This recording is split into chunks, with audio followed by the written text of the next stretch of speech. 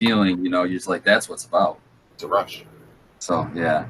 That's why, as a grower, I always think about the end user, which for me as a caregiver is a patient. And because patients have compromised immune systems, or at least their body's under attack by other things, you don't want to add molds, mildews, pesticides, anything negative into it, because this is something that's smoked. It's not just ingested. So even a lot of things on the market that are okay to be ingested, it doesn't mean it's okay to be smoked. So you have to be real careful with that too. When people say, well, it's food grade. Well, yeah, but we're not eating this. Right. And I know that we talked about it a little bit before I just hit record, but what are some of the ways that you're minimizing those types of things like mold and pesticides for your patients? Well, first and foremost is you want to make sure everything's as clean as possible. But as an organic grower, clean is not what some other people think are clean, because microbes are our friends too if you populate them with good microbes. So try to keep as clean as possible. Like if something falls on the floor, or you notice something on the floor, you just pick it up. It's just, you want to keep it clean. You don't want to introduce any mold, because that's just going to hurt your patient at the end. And then at the very end of the process, the most important thing is a test. We have lab, luckily in Michigan, we can go to, as caregivers or even as just regular home growers, you can go to a lab and they will test your bud for you. It's going to be a fee, but it's worth it to know, hey, I'm free and clear, And if you get the flag, and I have had tests where I failed before, and I've had to throw away bud, and it's not fun, but it's the right thing to do. And you actually did it, right? Yeah. Yep. I'm not happy to say that I did it, but I want to make sure people know that that's the right thing to do. You can't just talk about it. You got to be about it, bro. Yeah. And if you don't, I think it was in the podcast today, I was listening to Ed Rosenthal, and he said something perfectly. He said, when I teach people things, I tell them what not to do. And I thought that's perfect, because that's the best way to learn something. The best way to learn something is to make a mistake and then never repeat that mistake. So, and you don't have to make the mistake yourself. You could learn from other people. That's what's so awesome about podcasts. This was so awesome about YouTube, is you can learn through other people. In all of the stories that I've heard of growers, I'm a baby in growing. I've only been in this for 4 or 5 years. So, but I grow pretty damn good weed, in my opinion, and in the opinion of everybody that comes and takes it out of here as soon as it's ready. So, but it's not, I don't want to take credit for all that. All I did was listen to somebody else and try their methods.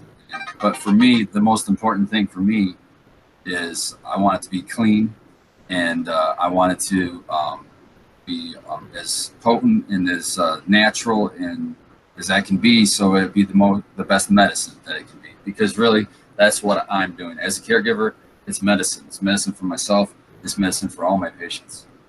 Can you walk us through your IPM real quick for what you can use and what you can't use? Earlier this week we had seen something that we had posted on the Michigan Bros Grow Show about the neem oil with the additives that was causing failures. So right. What do you use in your garden for your IPM? Well, for one thing that a lot of people don't realize is you can use straight water, and it'll do a lot of good. It kind of washes the plant. So if there's dust or debris on the leaves, so you're going to basically like wash in a solar panel. It makes it more effective. Photosynthesis can be driven better that way. But if you do have a pest that's getting ready to be established on your plant, or even maybe some microbes, it depends, they can attach themselves and water's not going to hurt. But pests, you can definitely spray. I mean, you're physically removing the bug rather than using a chemical. Now that may not kill the bug. A lot of times you can drown the bugs. So as if I see a bug infestation, the first thing I grab for isn't what most people do. I'm grabbing for water. I want water, and I'm just going to spray them down. Because plants can take I've got this little pump sprayer, and plants can take full blast with that. It's not hurting the plant at all. And but you're not, any pest that's not holding on for very long under that kind of pressure. Wash them all down and then mop up the floor, and you can get away with doing that if you catch them really early. you can get away. You'd be surprised how much just water will do for you. And then if that doesn't work, and you should establish beneficials. Usually, I try to do my beneficials as early as clone. So I use a arrow cloner, so that won't work for me. But I can put them right after that. They go into a solo cup. Solo cup, I get your beneficials right then and there, because you get way more bang for your buck on these beneficials by only having to cover a small space. Your clone's only so big, so those beneficials can ride that whole plant, maybe in a day, cover the whole plant. Whereas if you're waiting until I'm in flower and I don't want to spray anything, but I want to use beneficials, well, you're kind of, I'm not saying it won't help, it definitely will, but you're kind of too late to the game at that point, because you have a huge plant, or at least most of us do, because we have plant counts, but you have a pretty big sized plant that this little tiny bug that you can barely see has got to cover now. That's, I know you're releasing multiple ones of them, but I'm just saying, if you can release the same amount, and I think the clone is going to be, they're going to be hungry and they're going to destroy anything that's on that. So that's my favorite thing, is to introduce those beneficials as early as you possibly can. And you should be free and clear once you get into flower. I don't really see much issues in flower. Spider mites sometimes bug me, and they'll get in there. And but like I said, water, I'll spray just a fine mist of water and get rid of those pretty easily. Just doing that, spraying them out of there. But the other advantage for me is in flower, my IPM is leaf strip, which I don't know, it's probably about a 50-50 now. It used to be super controversial, but it's probably about 50-50 now, where people either will do leaf stripping in flower, or they don't want to do it, or they'll have something in between. It's funny because people really, really seem to get hung up on that. I've been into a lot of different chats and group messages and things, and it seems like there's a group of people out there that feel like any kind of leaf removal is a bad thing and it's horrible. And then they take it to absurd levels, and they'll say, well, you ripped off 80% of the leaves. And it's like, no, I don't rip off 80% of the leaves. If it's not getting direct sunlight, or if it's physically touching another leaf and it's starting to wilt down and it's doing a natural die-off, why would you want to keep that? You know what I mean? Just pull that shit off. And if you're doing a no-till, you just drop it right in there, and it's going to break down. The worms are going to eat it, and it's the big cycle of life. Yep.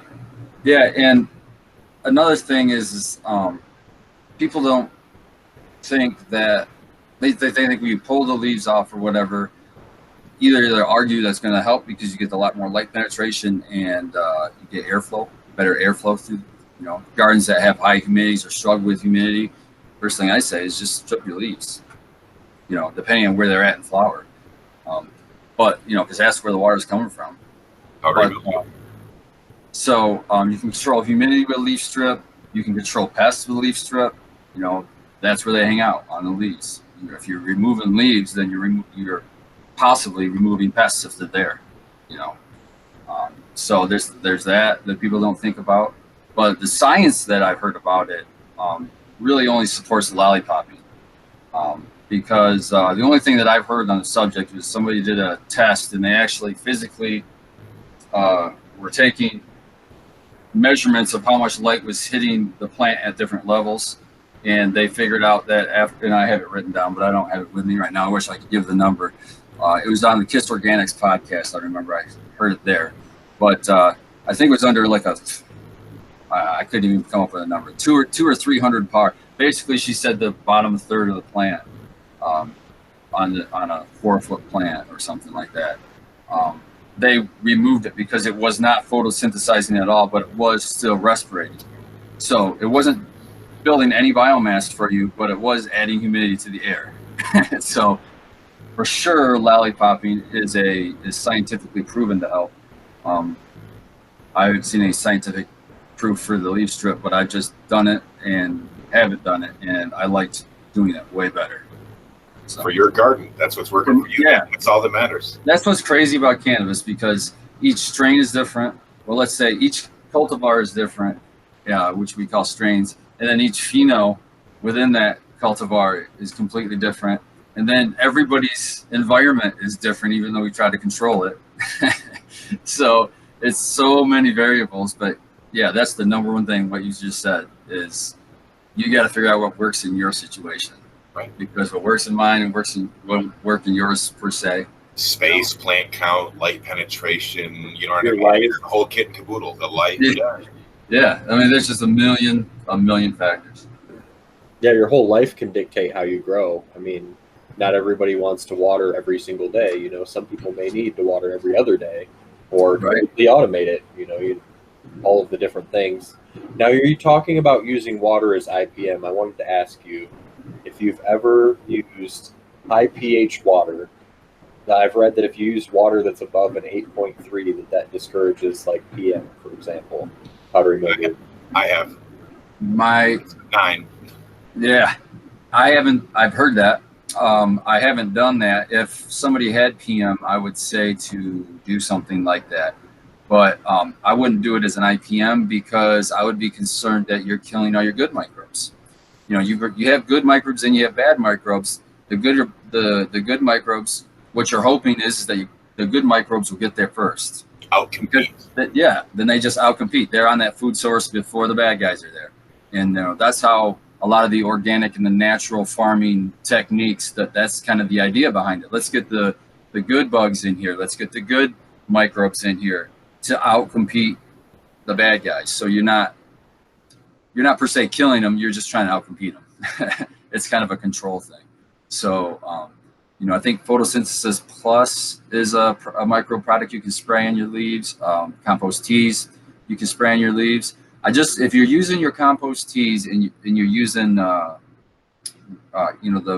warm manures or hot manures, the ones that have to actually be warm composted, so the only things that are not would be like worm castings. That's a cold manure. But anything like a cow manure, chicken manure, whatever that stuff that has to be composted, if you're going to put that in your compost tea, I wouldn't spray that on my plants. You might possibly fail a microbe test. It comes down to it. So. You're going to get, I just wouldn't chance it. I just wouldn't do it. I got a pro tip on if you're going to spray a tea as a foliar. If you go to your local head shop, what you want to do is you want to buy some extra pipe screens.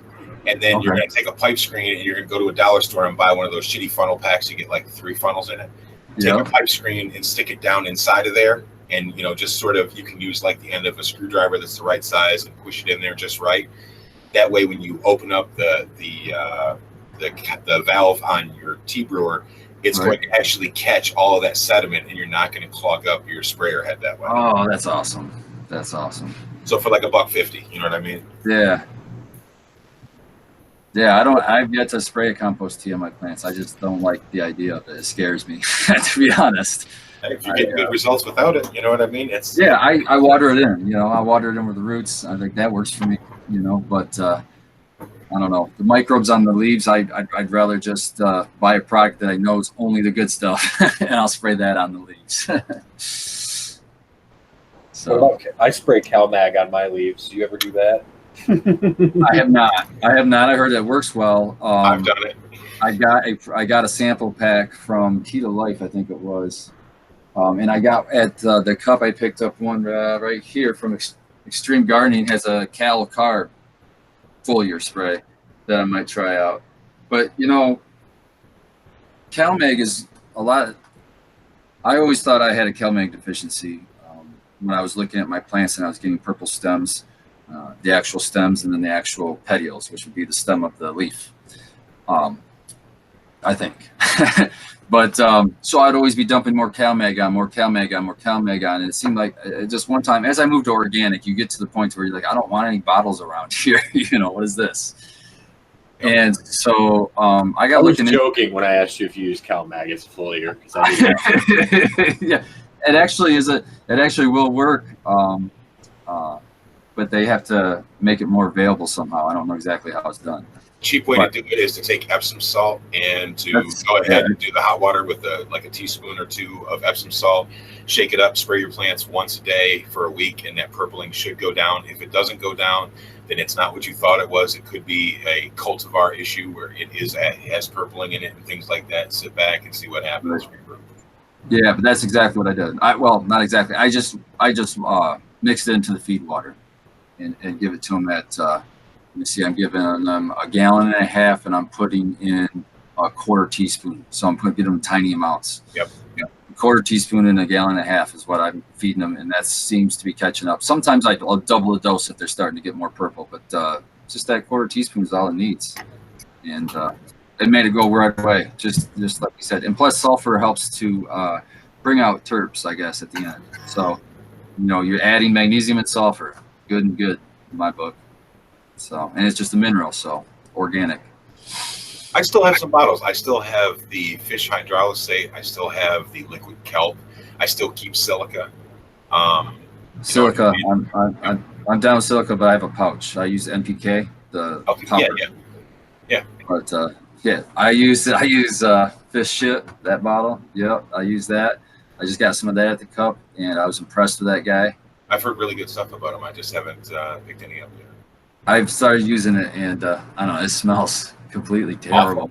Yeah. It smells like shit, man. Fish shit. Yeah, so terrible. But it's already. I think maybe it's just me, but I think my plants are liking it more. We'll see. I don't know. It should really green up for you.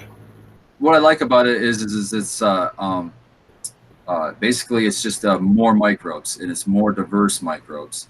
So, that's what we're really striving for in our organic systems. You want the most diversity as possible because that just gives the plant one more tool. When it wants a certain little tiny element you haven't even heard of, it wants some molybdenum or whatever that is, it's got the microbe waiting for it right there. Yeah, it's aeroponics in a bottle. It brings like a lot of what we can't do in our little home grow to us, which is right, cool. Right. And another thing is that stuff is really making me look into aquaponics.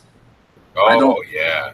And I don't even like fish. I mean, I like fish as fish, but I don't like to eat fish. No, but it's so renewable, though. You know what I mean? I know, but that's what I'm saying. For someone who doesn't even eat fish, that's going to consider possibly doing aquaponics, or at least having a fish bowl, and every time I change the water, I water my plants with that. I said aeroponics, but I meant aquaponic, of course. Oh, okay. I thought about. Have you ever watched Growing the Fishes? I watch it all the time. Steve Reisner, I can't think of his name.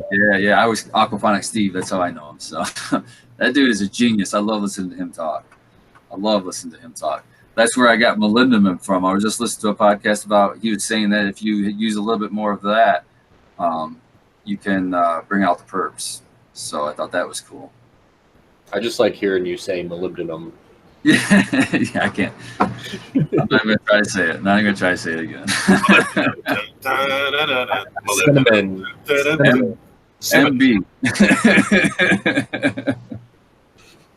MB. Well, we've previously recorded some content and stuff, so I'll give it a little break here. But is there anything else that specifically you would like to talk about, before we go over a formal outro?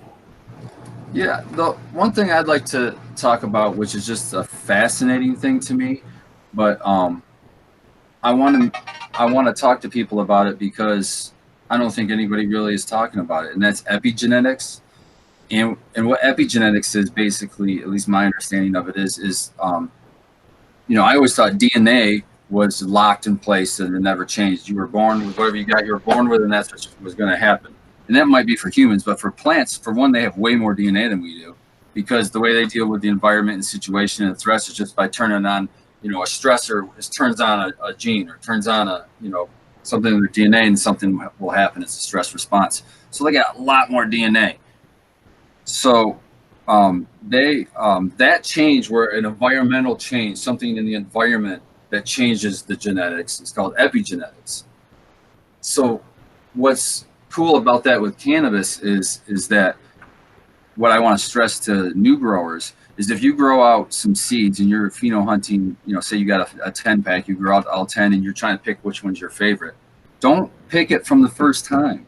Yes, that's keep your notes and say which one you picked, maybe narrow it down, but grow them at least twice, because you'll be surprised, the second time, the third time, the fourth time, the fifth time. Every time you run it, in my eyes, it gets better. And why does it get better? Because that plant, each generation, is actually, it's not really mutating, but it's one word. It's adaptability.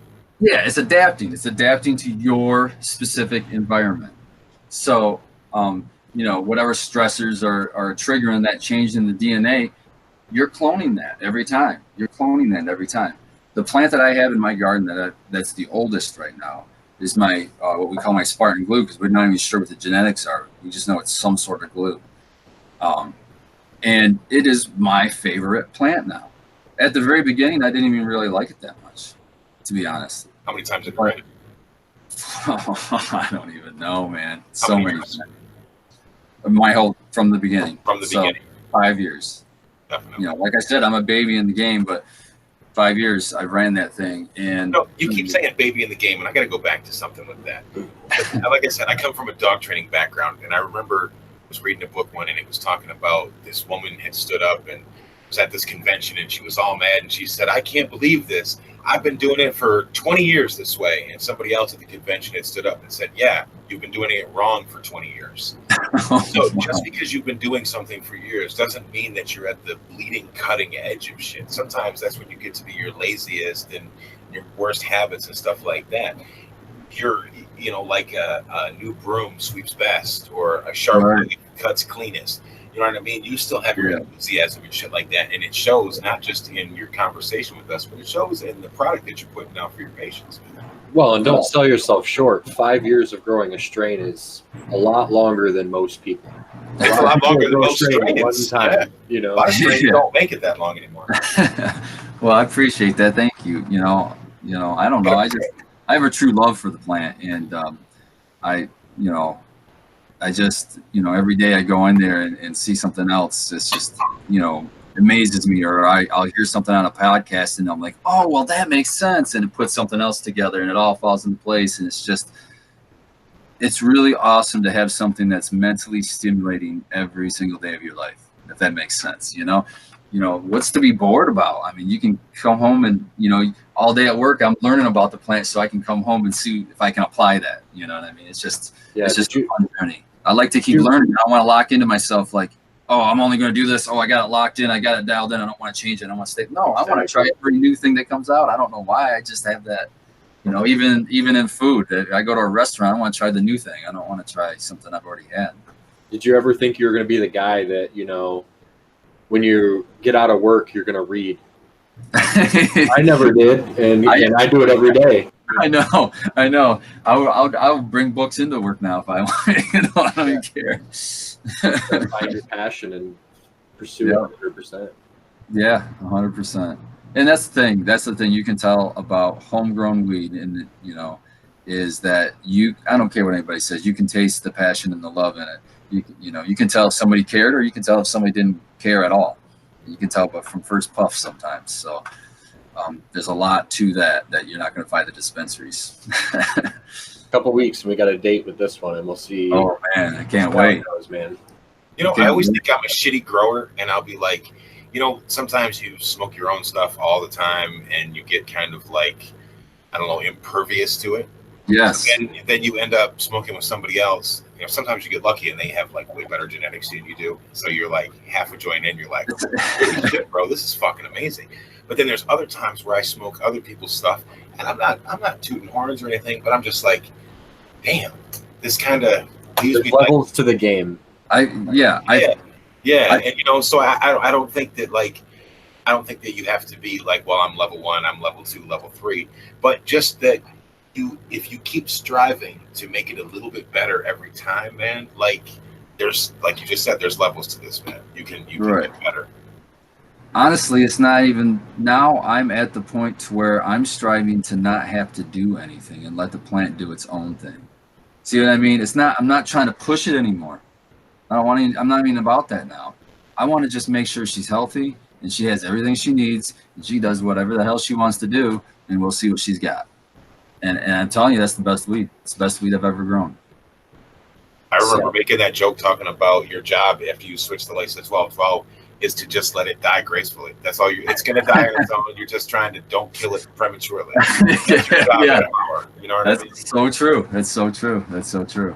Yeah, I kind of pigeonhole myself. I can't do it the way I would 100% want to do in my flower room because I'm a perpetual grow. I want to take down harvest all the time, so I've always got something for my patients. So I have plants at multiple stages in my flower room under 3 lights. So, I would love to bring the temperatures down at the end and bring out colors and stuff like that, but I can't because I got other plants in there that are, only 2-3 weeks in, and I need them to be nice and warm so they can keep vegging up, So I can't do 100% what I'd like to do. If I had, 3 of these grow rooms, I'd be all set, but this works for me. Like Every you said, grower has its challenges, man. Yeah, everyone's got their own thing. You've been doing it for 5 years and you never run out of what you want to do next. That's the thing that I love about growing. It's like, I still have one more thing I need to try this next time. Oh, and you never run out. I've started making a list because I've forgotten. My list was so long in my head, I've forgotten what I wanted to do next. So now it's like, what? There's just so much stuff coming so fast. Well, legalization, I think, is pushing that. Now everybody can come out of the closet, and there's a need, and there's always an entrepreneur somewhere wanting to fill that need. But I wish they wouldn't give us the marijuana tax the whole time. That stuff kills me. Oh, this is going to be for somebody who's going to use cannabis. Let's add an extra $100 onto it. I think that it should be like, you can do that for, this may be an unpopular opinion, but you know what? I don't give a fuck. Recreational, if you want to tax it, I'm okay with that because it's a luxury, right? But when it comes to medicine, if I still have a fucking medical card, I'm not getting rid of my medical card. I've had people tell me, you should get rid of your medical card. No, I shouldn't. I'm keeping my medical card. I'm not letting that shit lapse. But I shouldn't have to get ass raped on mids. You know what I mean? Like, it would be different if I was paying top dollar for top shelf. It's not even about it's not even about that. The state should not profit from people being sick. Period.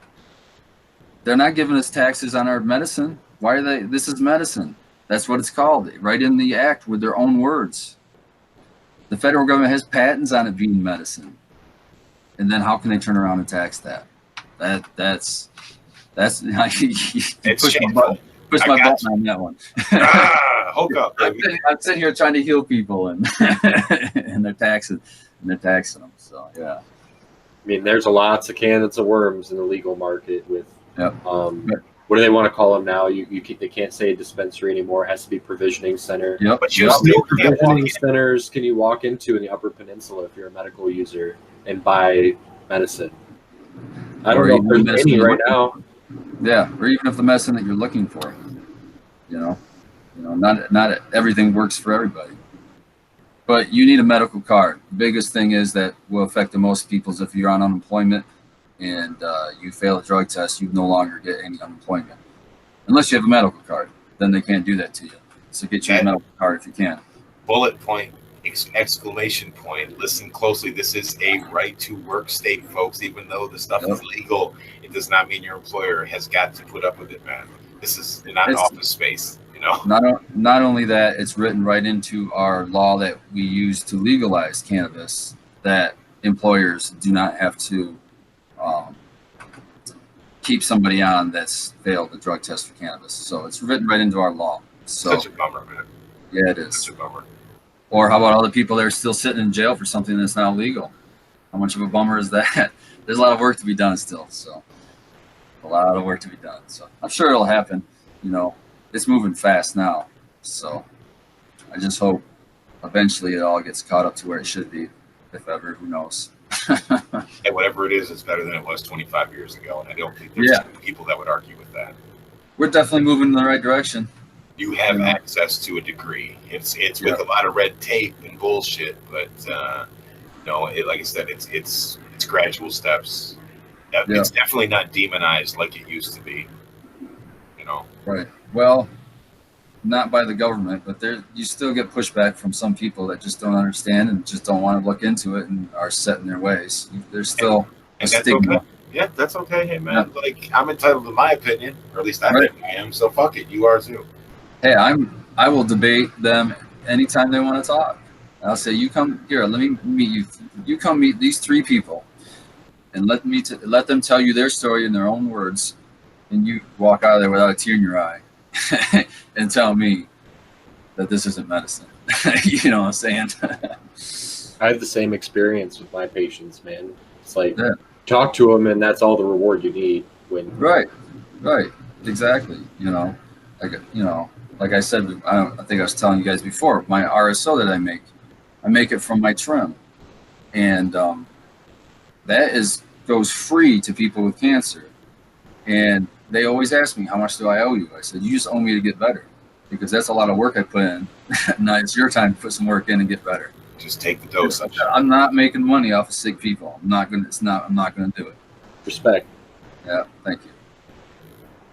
Hey, as our own personal growers, if you can't afford to do that and look out for somebody, maybe not to that degree, but we all know somebody that's dinged up or something like that. Right.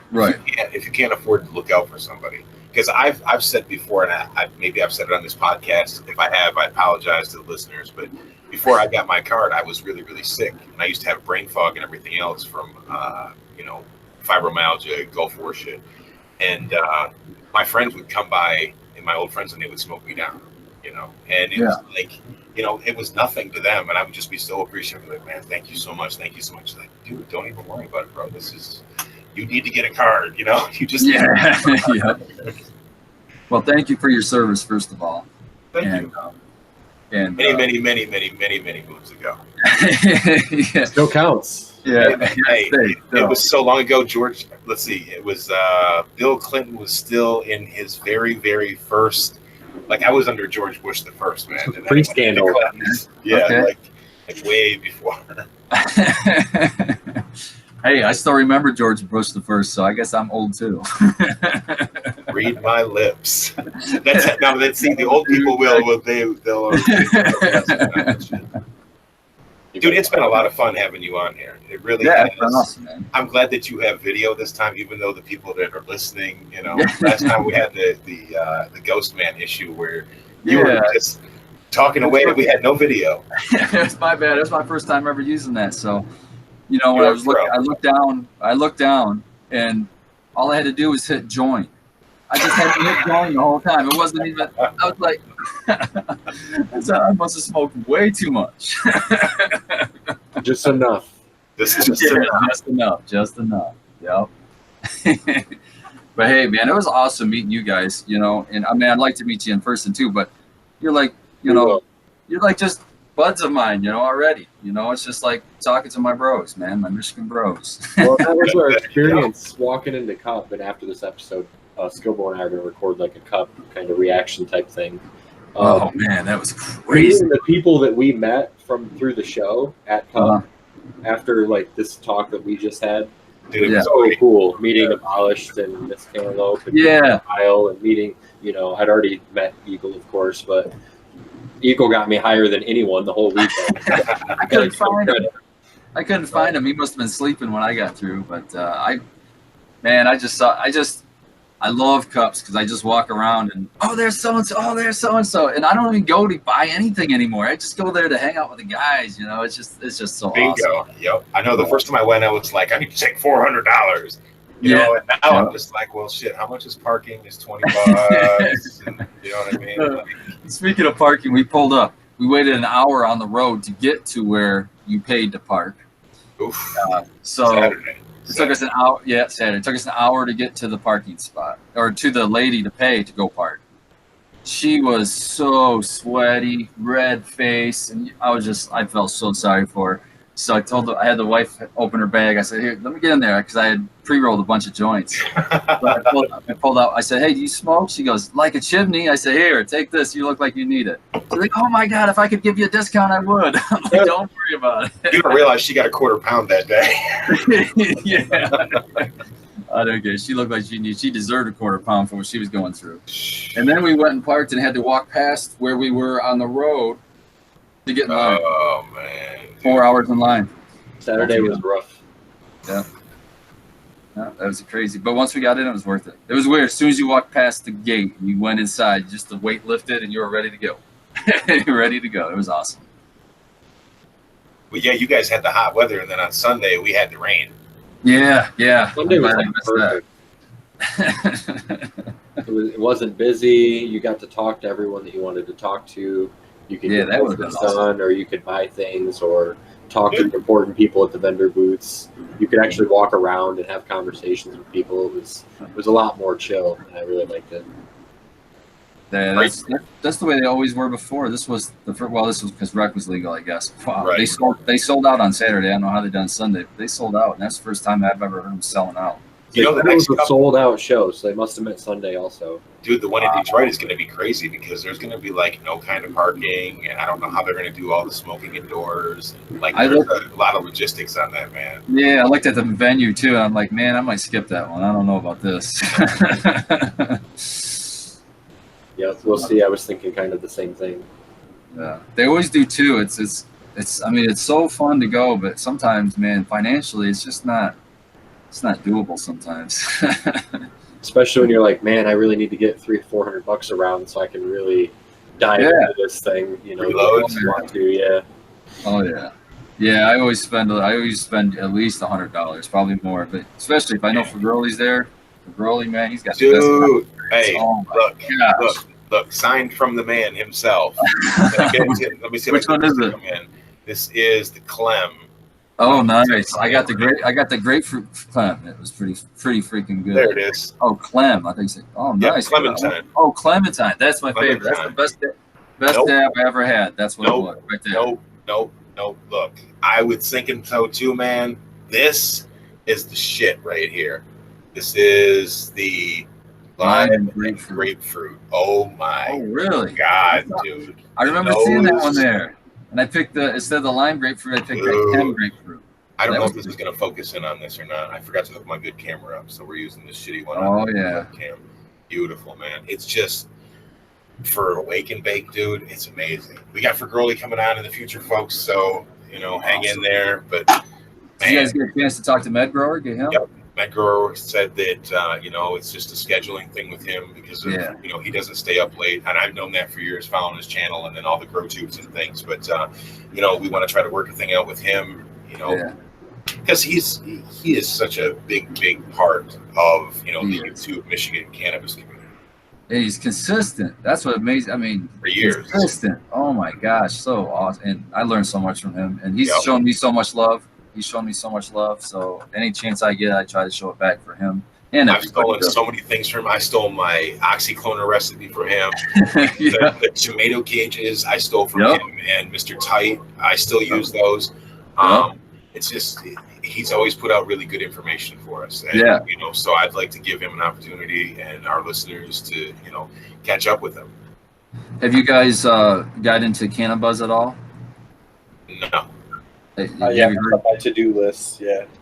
Yeah, I haven't been very active on it myself either. It's just because it's still, I don't know, I'm just making an excuse. I just need to get on there. But basically, I do have it. Oh, do you? Okay. I think what you meant. Yeah, it's the new app.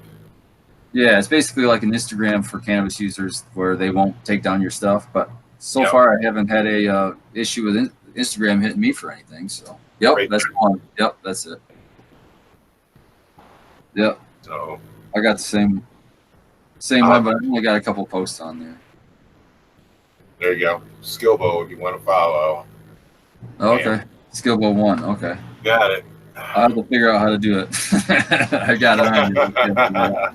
No, but I had seen them. I can't remember what show they were on. It might have been a Grow Tube, and they were talking about it.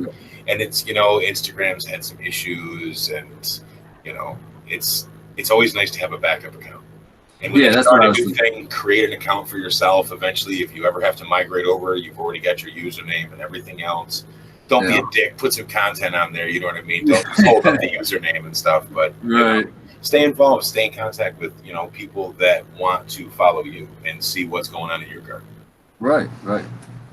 Yeah, and I have no problem answering questions. I mean, to an extent, sometimes I'm busy or sleeping, but otherwise, I have no problem answering questions. I've helped a lot of people on Instagram, mainly through Instagram is where I do most of my social media stuff. So if anyone has a question and I'm around or they want to DM me or something, I'll get back to you. It just might take a little bit of time if it's a weird time where I'm working, because I work a lot too. Where can they find you on Instagram? Oh, just at Spartangrown. Spartangrown. Yeah, I've got a YouTube channel, but I don't put any videos up on it. That's something I might do if I ever retire. But I just have no time for that kind of stuff. No time. Video editing. I feel that. Oof. Yeah. But you'll probably see me in the different live streams on Instagram or not, on YouTube a lot. I don't usually talk a lot because I'm usually in the grow room, but I might get on there and chat here and there. So people might run into me there. Yeah. All right. So I guess I'm going to give you a really quick intro, and then you can just do basically I'll do a quick intro to be pretty self-explanatory, and then when you're done talking, I'll just edit that before all the stuff. Cut and paste. And after we're done with that, we'll just do an outro, and then I'll edit that to the end of everything. All right, so I'm going to mute out so that there's no noise from my end, so you have less editing. Sure. Welcome back to the Michigan Bros Grow Show. Me and Skilbo are joined by Spartangrown. Spartangrown is a local grower out of Jackson, Michigan. Spartangrown, can you tell us a little bit about yourself? Yeah, I'm a caregiver here in Jackson, Michigan. I started out growing probably about 5 years ago, and I started out in cocoa with your standard, I can't even remember what nutrient size you said at the time. 3-part or something? Yeah, like your 3-part. No, I was using powders because I thought I hate the idea of paying for water. So I was using Grow More. It was a thing out of California. But in time, with my research and everything, I'm always researching more and trying to adapt and change my styles. So I went more towards organic growing, which I'm doing now. And I'm just trying to push out the best medicine I can for my patients and trying to use it, everything as natural as I can, because, when they have compromised immune systems, you got to be careful with what you introduce themselves. So. Absolutely. I'm looking forward to talking about that. Perfect. Good job. All right. Thanks. Easy peasy, Japanese, man. I got the worst dry mouth right now. It's good medicine. Are you drinking soda? Or are you drinking coffee? Oh, or coffee or? No, this is diet. This is diet root beer. Okay. Oh, I don't get teeny bubbles, so I thought you were drinking like a stout or something. No. I was like, man, he's slamming like 30 ounces of stout. Yes. I don't even smoke anymore. That'd destroy me. All right, so we'll do an outro. I don't know, Sean, if you want to start us on it. What is it out? What do I do for an outro? Basically, we kind of did. We went over how people get a hold of you and stuff like that. We'll just basically do the same for the show. Oh, okay. And then I guess that's about it. Okay. Let me see if I can bam something together. Go ahead. So it's really been great talking to you, and I know we've covered a lot of ground, and that's just the way we like it. We like to sprinkle these conversations with just enough of the pro tips and tricks, as well as the personable stories. And with you, as we had said before about being a caregiver, there's just a little bit more emphasis on that with you. And I want to say thank you. I appreciate the fact that you supply clean medicine, that you test your medicine, and that first and foremost, you listen to the patients and you try to give them what they need. So, before we go any further with this, thanks, man. Keep doing what you're doing, brother. Well, thanks, man. I really appreciate that. And I also want to say thanks for what you guys do, because, even though you might think it's just cool hanging out and talking to people, man, you really are spreading knowledge and you're making a difference to somebody, and somebody's learning something somewhere. All day at my regular job, my 9 to 5 or whatever, I work 12 hours a day and I have a headset on my head and I'm listening to podcasts and I'm learning everything I can learn. So you guys are a valuable service in my life. So thank you for that. But I try to show love back. That's my kind of thing, because everywhere that I've gotten, all the knowledge that I've had is just from somebody else telling me, or I learned it from a book, or somebody else did the work before me. So if I can show love back, I'm going to throw that love right back. So, anybody can get a hold of me if they want to on Instagram. They can look me up, Spartangrown. If they have a question, I'll tell you if I have the answer. And if I don't have the answer, I'll say I don't have an answer for you. But hey, check this, and this. Maybe these people can help you. Yeah, or talk to this guy. Yeah, exactly. I might know somebody who might know. I might know. Like I know a couple entomologists. So you have a bug issue, I can direct you to the right guy. Something like that. But or if it's a grow question, it's more than likely I can answer it, and if I can, I can get somebody who can. So I really want to thank you for coming on to our show and sharing your perspective on things. You really had some knowledgeable viewpoints on stuff and things that I've heard like verbatim from other podcasts, or informed sources. So I really respect people coming from that point of view and joining us on our show. And thanks for saying thanks for what we're doing, but thanks for actually contributing to what we're doing and actually bringing that information to more people. And, you're adding to that and being part of our community. So I really appreciate you for coming on. Yeah, no problem. It's like I said, growers love, man. It's when I'm around growers, we can sit and talk forever, and it's all love, and that's what I love about this community. And on that note, you've been listening to the Michigan Bros Grow Show. Toodles. Awesome. Great. Really, I really meant everything I said too, guys, man. It's been awesome. It really has, man. And I'm serious. Either I'll find my way up to you, or you can find your way to me. Okay. You can try both the blueberry headband and the. Oh yeah, and I could bring a sample of my stuff. Just let me know when you're ready. I've always got something. The grower is never out of weed. That's what I always tell my guys. The grower is never out of weed. Or like we were talking about. I know that I didn't want to dive into it and be like, my weed's better than your weed, not yours, but someone else's, Yeah. But like right. Gilbo was explaining how like you take your stuff to match someone else. Have you ever rolled a joint, like a pre-roll, and then bring it to their house and match somebody, and then they roll some like whack shit? Oh, yeah, it's like a penner like this. Yeah. Like a guppy.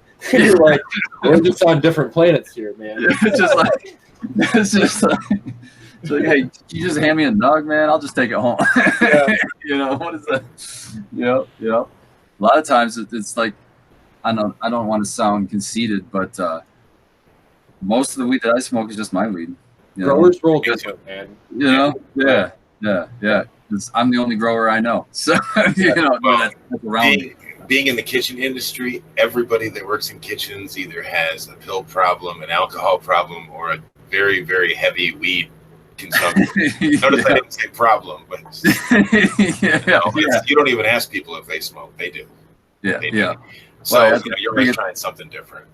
Yeah. No, I love to try everything different for sure, but it's just not often offered to me because usually they're asking me. That's what I'm saying. Sometimes the best thing is when I come home after a really long ass shift and I ground some extra up before I went to work, and I bust the grinder open and it smells better than I remember it did when I left. I'm like, oh shit! See, this is I don't know if you guys ever seen a sweet leaf grinder earlier. That's sweet. Yeah, sweet leaf. That's the way to go. You don't need these 57 different chambers. You just need sweet leaf grinder. Dude, I have like 5 grinders, man.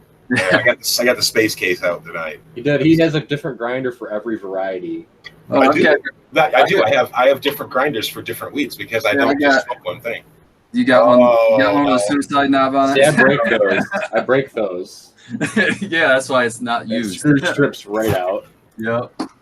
Yeah, that's why it's not used. It's been awesome chatting with you, man. I know that you got to go to bed.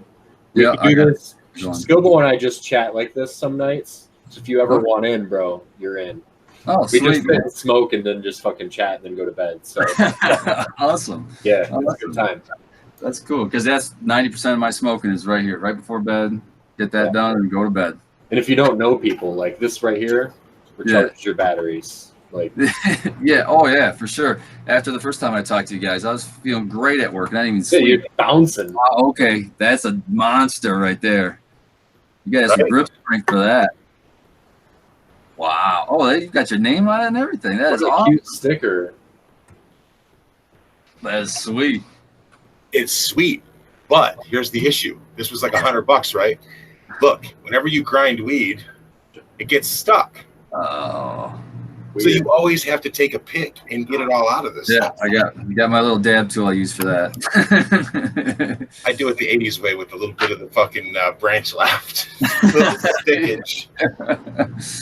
You got a grower when you look in their ashtray and you see sticks. yeah. Somebody's like, what do you do with all these roaches? I'm like, I give those people that keep coming over and asking for weed for free. All my kids are in their 20s now, but here, take this. That's what they do. They would be like, Pops, hey, what do you want those roaches? Yeah. dude, just fucking just have at it, man. You're cool. That's me. Like, I went to my buddy's house and he had like a coffee can full of roaches. I'm like, what? Is this your ashtray? He's like, no, don't put ashes in there. I'm like, what the? What are you gonna do with that? Like, what the hell you gonna? That's whatever, dude. I'm not even gonna judge. I just We're trying to make sweet tea out of us. Have you guys ever seen the Envy closet where he makes the fucking roach roasters? Yeah. Oh. Pedro smoke. Yeah, exactly. The only times that I smoke roaches are when my buddy rolls them into his famous roach blunts. He'll get like 50 roaches and roll a giant blunt. Oh my The only god! time that I'll roll a blunt, it's the grossest thing ever. Oh man! But mainly, I won't smoke flavored paper. I don't know where you stand on this. Flavored papers, blunt wraps, none of that shit. No. Like Not anymore, but I used to. No. I grew this. This is what I wanted to exactly. taste right here. No, let me phrase it this way. I 90% smoke through a bong. I roll cones or I have papers over here. They have little cones, raws or whatever. But I'll smoke all the other shit if someone offers it to me, because it seems rude. You know, it seems rude to not at least hit it. But like the last person, have you ever heard of Wolverine Grower? I haven't met him yet, but I saw him maple syrup actually. That dude makes me feel stupid every time I'm around him. He is so goddamn smart. He would be an awesome guest. Well, if you know him to talk to him, that's our thing. Is like we kind of need a word of mouth too. Is you're not just helping us because you have your own viewers and listeners that are going to come to listen to your message and hopefully hang around for ours. But at the same time, like Eagle really helped us, you know what I mean, and put the word out. And so it's kind of like one of those things where if you know somebody that you think would come on here and have something to say, dude, ask them and then just DM us and be like, hey, you might want to talk to so-and-so. Just talk about your experience, be like, oh, these guys were chill, or they were assholes, or whatever, Right. Well, the Wolverine Grower is awesome, and I talked to him at the Cup, and I told him to look for you guys, but I don't know. I mean, it was towards the end of the day, but I looked for him, and he wasn't at his booth. It was unfortunate. I was trying to actually find him. He was hanging out with those Ocean Grown guys most of the time. It looked like I caught him running halfway through. I had to chase him down. He was running somewhere, and I chased him down, but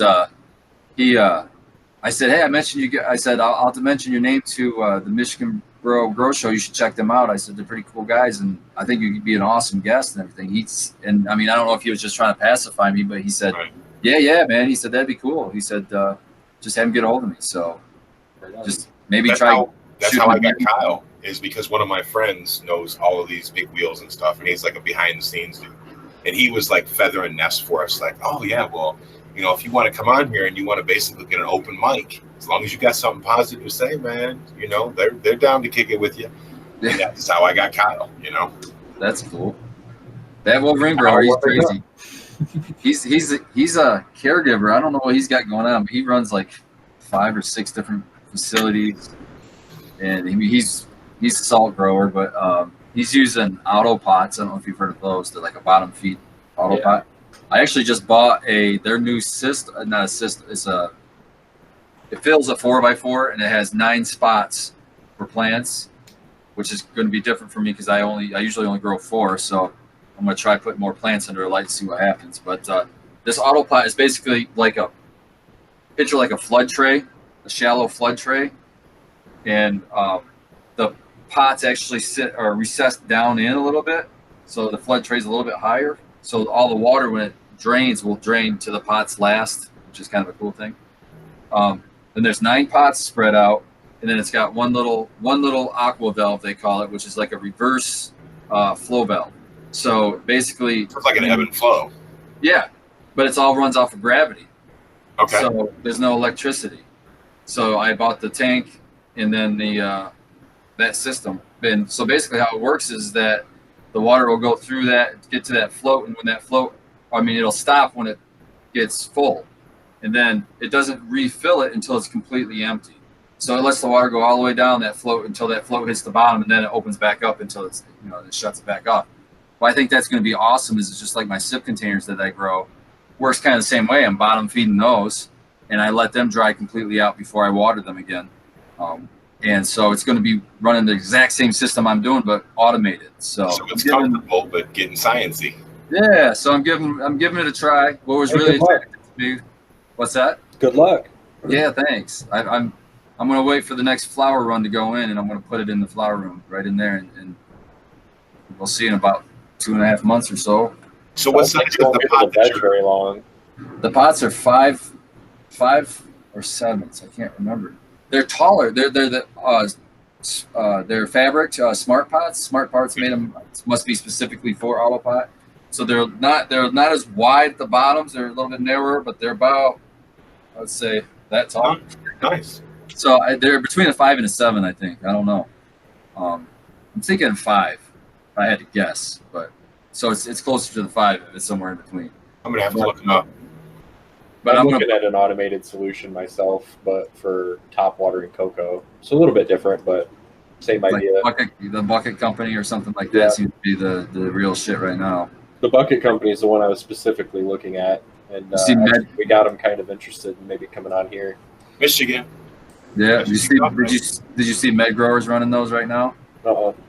Yeah, Med Growers running those right now. You can look on his channel, his YouTube channel. You can see how he's doing it. But he started out doing a recirculating on it, but then he changed. Now he's putting those Floraflex squares. Yep.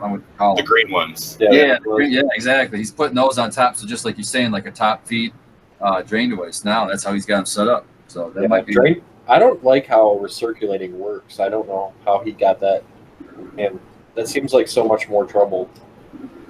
Yeah, he went through the whole. If you go through his videos, you can watch how he did it all. But he just used PVC. He just plumbed it with PVC through the bottom drain valves and just put a res at the end, and with a water pump that just kept circulating the water through. But then he's switched it up to what he's doing now. I think it's cocoa. I think he's using cocoa. I can't remember. Yeah, I'm sure he does. Drain to waste is what I think I'm going to do for sure. Yeah, that's what I always have done. Well, actually, I'm doing SIP now, which is awesome because you use all the water. You don't waste any water. You're not letting any water go away. And when you're filtering water, you don't like having to waste water. Vacuum water out of saucers and stuff. No, thank you. Like I said, I'm trying to do the least amount of work now. I want the plants to do everything they need to do, and the least amount of disturbance for me, I think, is the better. Although I do go in there and strip the hell out of them, so I guess that flies in the face of what I just said. You just do it on your terms. That's what. Yeah. I just do what works for me, man. I don't know. I just like trying things, man. Especially when something's super controversial, I love to just try it. You know what I mean? Okay, which one am I doing? Okay, I'm doing this already. I'm going to do the other thing. See what happens. Either the guy's crazy or it's going to be awesome results. What do I have to lose? I'm going to learn something. Yeah. I'm going to learn something one way or another. One love, whatever you want to call it. I always like to hashtag growers love because I love other growers. I love other growers because there's always something to be learned from everybody. I don't care if they're old school, new school. If it's something I've never heard of, I want to hear about it. You know what I mean? Who knows? I might be able to take one piece of what you're saying and apply it to my grow, and it's going to benefit me or my patients in some way. I like it because I try to remember this shit because just because it doesn't apply to me, I know a lot of people. I talk to a lot of people, and a lot of weird shit comes up, and you're like, I heard somebody say one time that they blah blah blah. So I've just become like a conduit for information, and I'm not gatekeeping shit. Talking about clones, I will give anybody a cut of anything I fucking have because to me, I don't know, man. I'm not that much older than you, but I started smoking when I was really, really young in the 80s. And so I'm more of that hippie culture on, Yep. What I was going to say is I always come off as being in the scene forever, but no, I've only been a caregiver for 3 years, for 4 years. So I'm really new to the scene, but as far as being a grower, but I researched when I decided I'm going to grow because I had family members that grew and were talking to me about it and got me into it. I was like, well, I'm a type of guy that everything that I do, I'm not going to do it unless I can do it 100%, And so I would say a year before I ever put a plant or soil into a planter or cocoa into a planter, because I started with cocoa. A year I studied how to grow cannabis. And as you see, that's another thing. I don't know if I brought that up before, but I always like the word cannabis, and I don't want to sound like I'm crazy, but if you look into the history of the word marijuana, it gets under my skin every time I see it in public releases from our government. It's a slur. It's a slur, man. It's from the 1930s with DuPont and all those cats. And they changed it, and it became the hoogity boogity. You know what I mean? Ooh, the reefer madness. Now, if you notice, we always call it cannabis too. Right. And in the beginning, it felt weird as an old '80s smoker because I just called it pot. Hey man, you got any pot? You know, it was always weed for me. So I slip up and I'll say that a lot. So, but I don't do that anymore, and it's because this is the only medicine I use, dude. I'm an old veteran, and I'm all fucked up, and you know what? My garden is what's basically keeping me alive. I couldn't do the job that I do if I didn't have my own meds. I played that game of trying to source my own shit for years. Sometimes they got it, sometimes they don't. Sometimes it's good, sometimes it's bad, sometimes it's bullshit. You know, so I started growing in 2012, and I consider myself an average grower at best.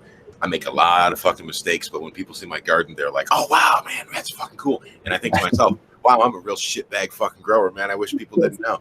But you know, I'm the same way, man. You're always kind of harsh on yourself. Yeah. And I'm really excited because, Sequence is cocoa, and I am trying to go organic. One thing we never do is we never go at odds over each other's methodology or anything. It's really nice. Right. And so like this show, us being able to talk about, whatever you want, I'm thinking we've got 3 or 4 different fucking avenues that we could talk about with you. And it's just a matter of which one you want to go down, because you've introduced a lot of things to us right now that we're like, wow, we could do this show, or we could look at Sequence over there nodding. He knows what's up. up. I popped the record on because there was gems popping up here and there, and I just wanted them just in case. Do it, yeah. And, because we edit all this shit together, and he can sew it all together later on, so that if we say something, it sounds right and it sounds authentic instead of trying to remember. Oh yeah, we did happen to fucking mention that. So if you only have 45. If you only have 45 minutes, bro, we'll talk for 45 minutes. And if at the end of 45 minutes you go, hey, man, it's really been cool talking to you dudes, but I got more to say.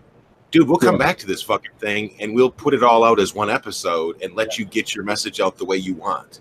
There's a lot of shit we can do with this that makes it very friendly for the guests to make it easy on you guys. Yeah, we can always come back and do another 45, wrap. Yeah, I'm not here to push really a message so much, honestly, but I definitely have strong opinions on all these things, as you heard.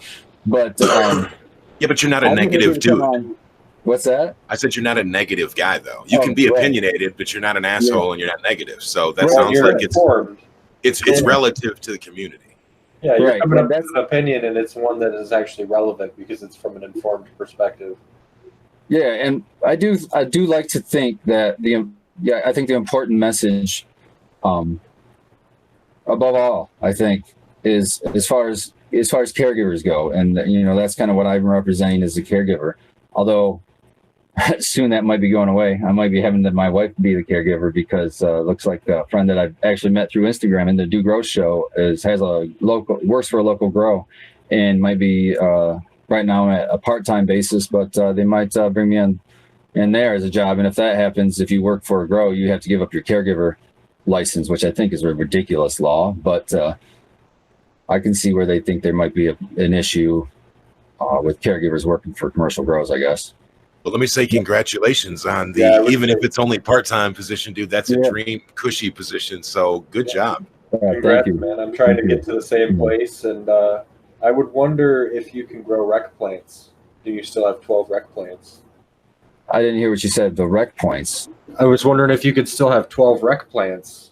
Oh, yes. Yeah, so I can still, as a 21 or older citizen of Michigan, I'm allowed 12 recreational plants, yes. The issue with the state is that the law states as a caregiver, the only one that can have access to those plants, the caregiver plants, is the caregiver themselves or the patients that they're attached to.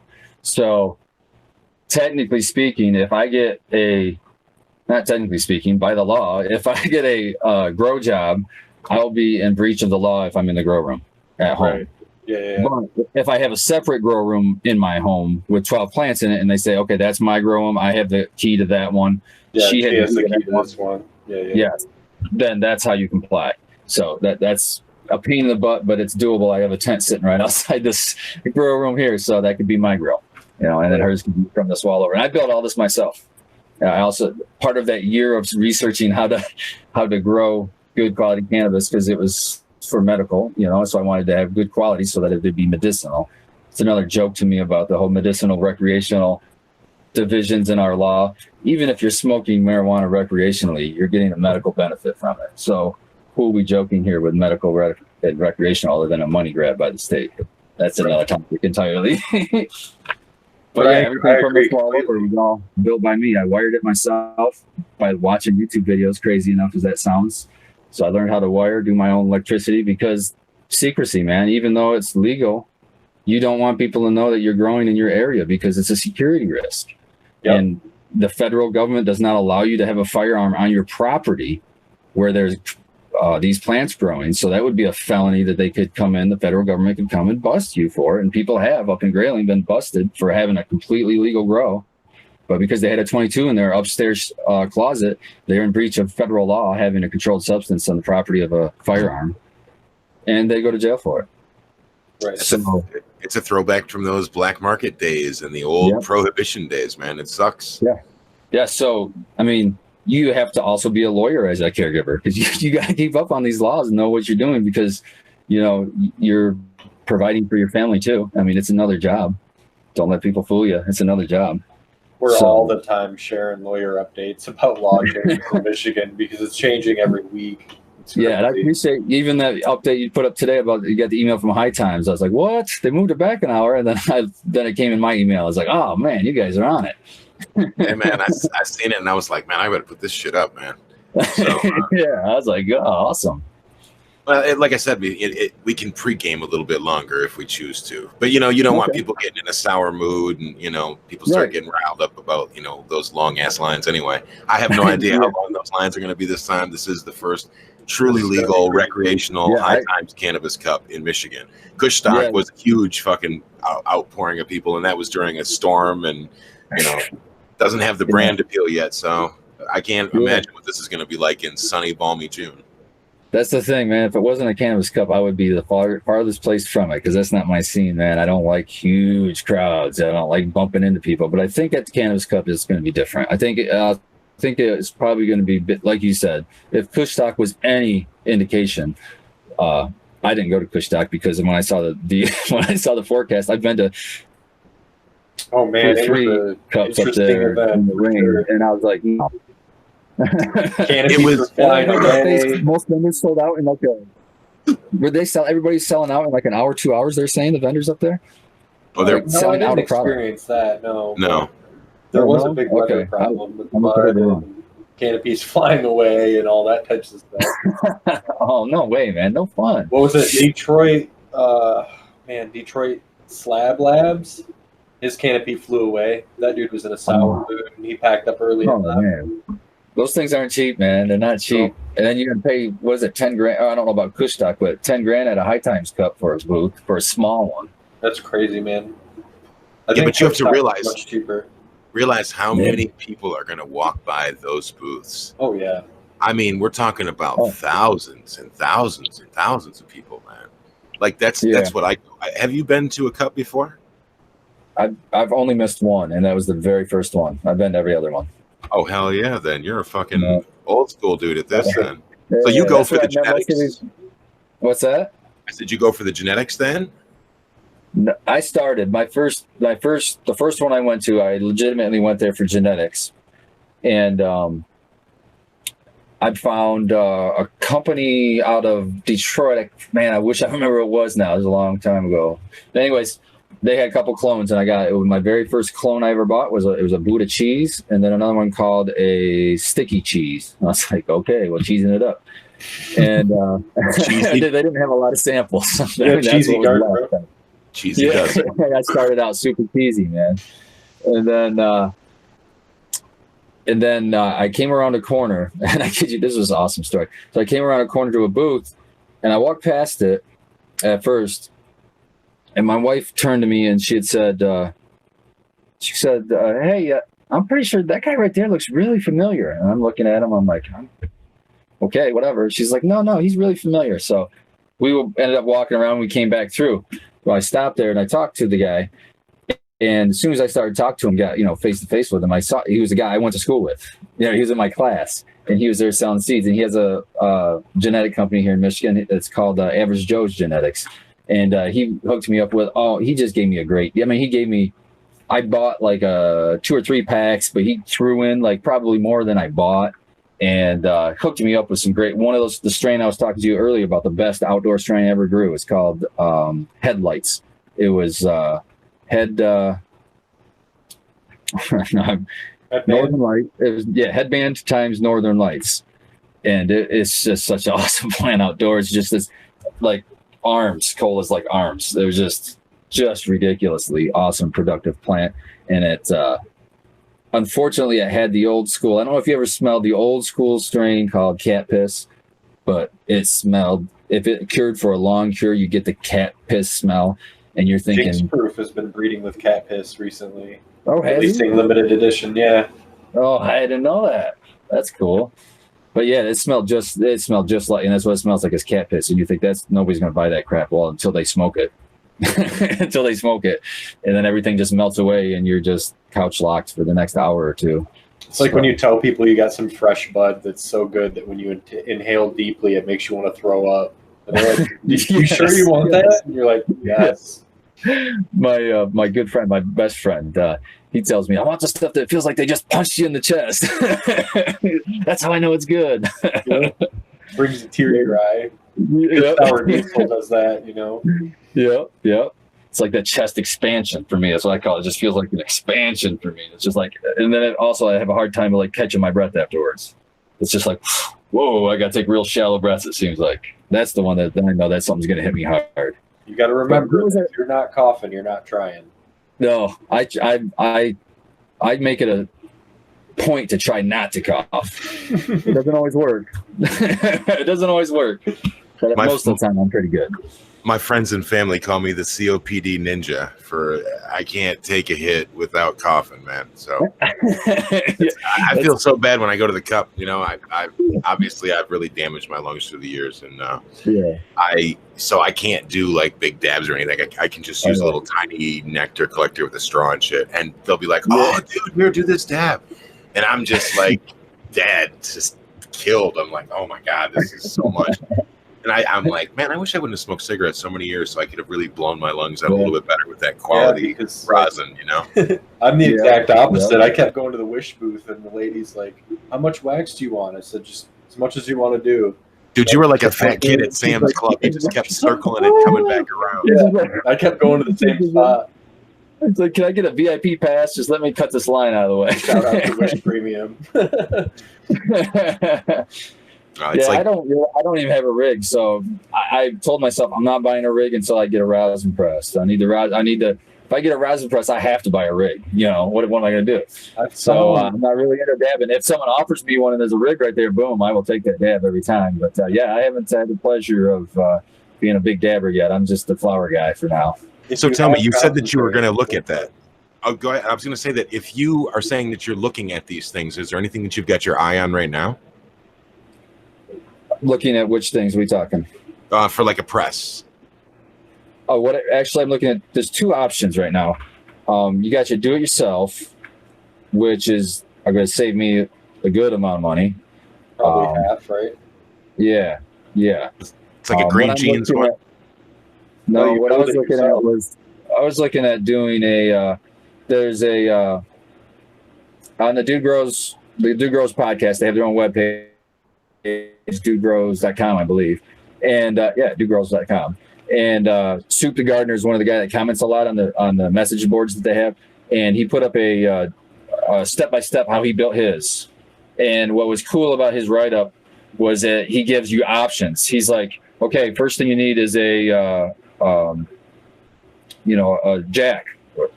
Some way to make the press happen. Okay, you could go hydraulic, which is this expensive. You could go this that you can get at Harbor Freight, or you can go this that you can get from this web page, blah blah blah. And then he goes, okay, now you need some plates. You can go this, you can go this, you can go this. And then he goes, okay, now you need controller. And he walks through each one and gives you options so you can kind of plug and play what works for you, kind of a thing. So I was kind of going to just cheat and go off his thing and just start picking through the ones that I liked. So you got that way, and you're looking between, I think it was $600 to $1,200 that route, depending on what options you went with.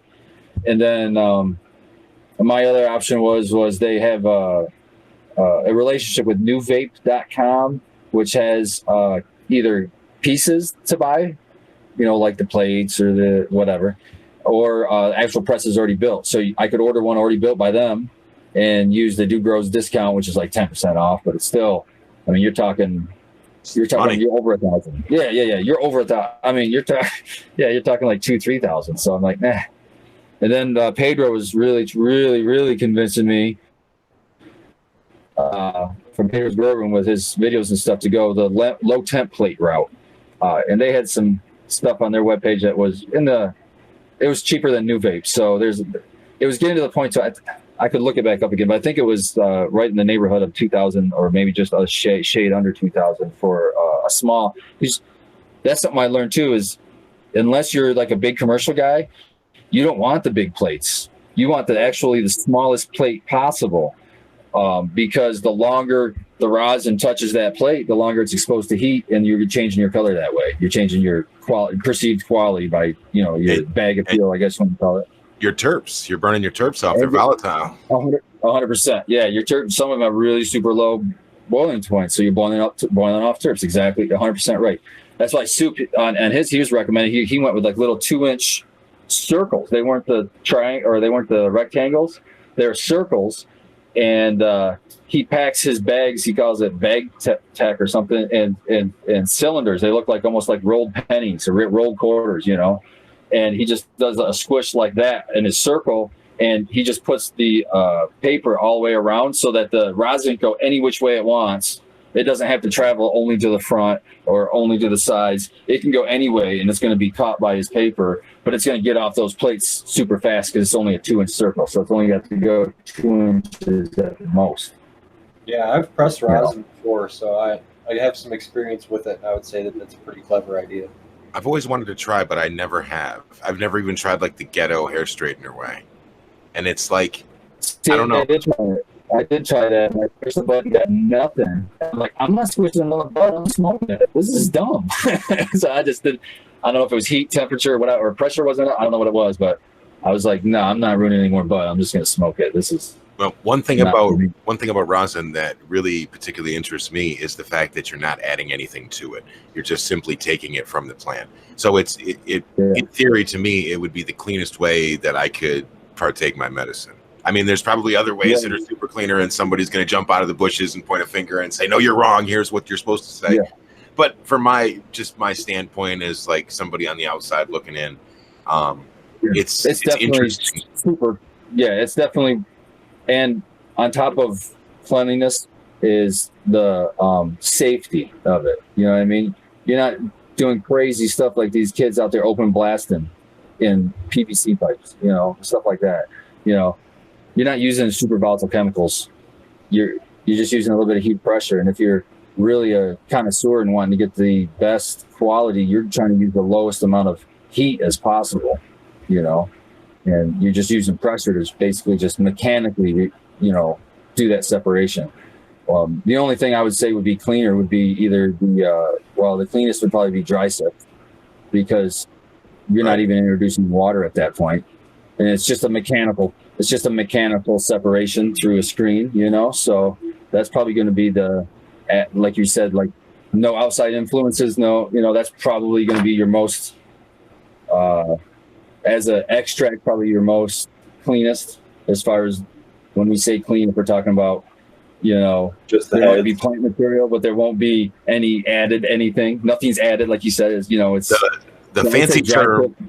The fancy term is unadulterated. Ooh. There you go. Yeah, unadulterated. Yeah, unadulterated. Perfect. So it would be dry sift.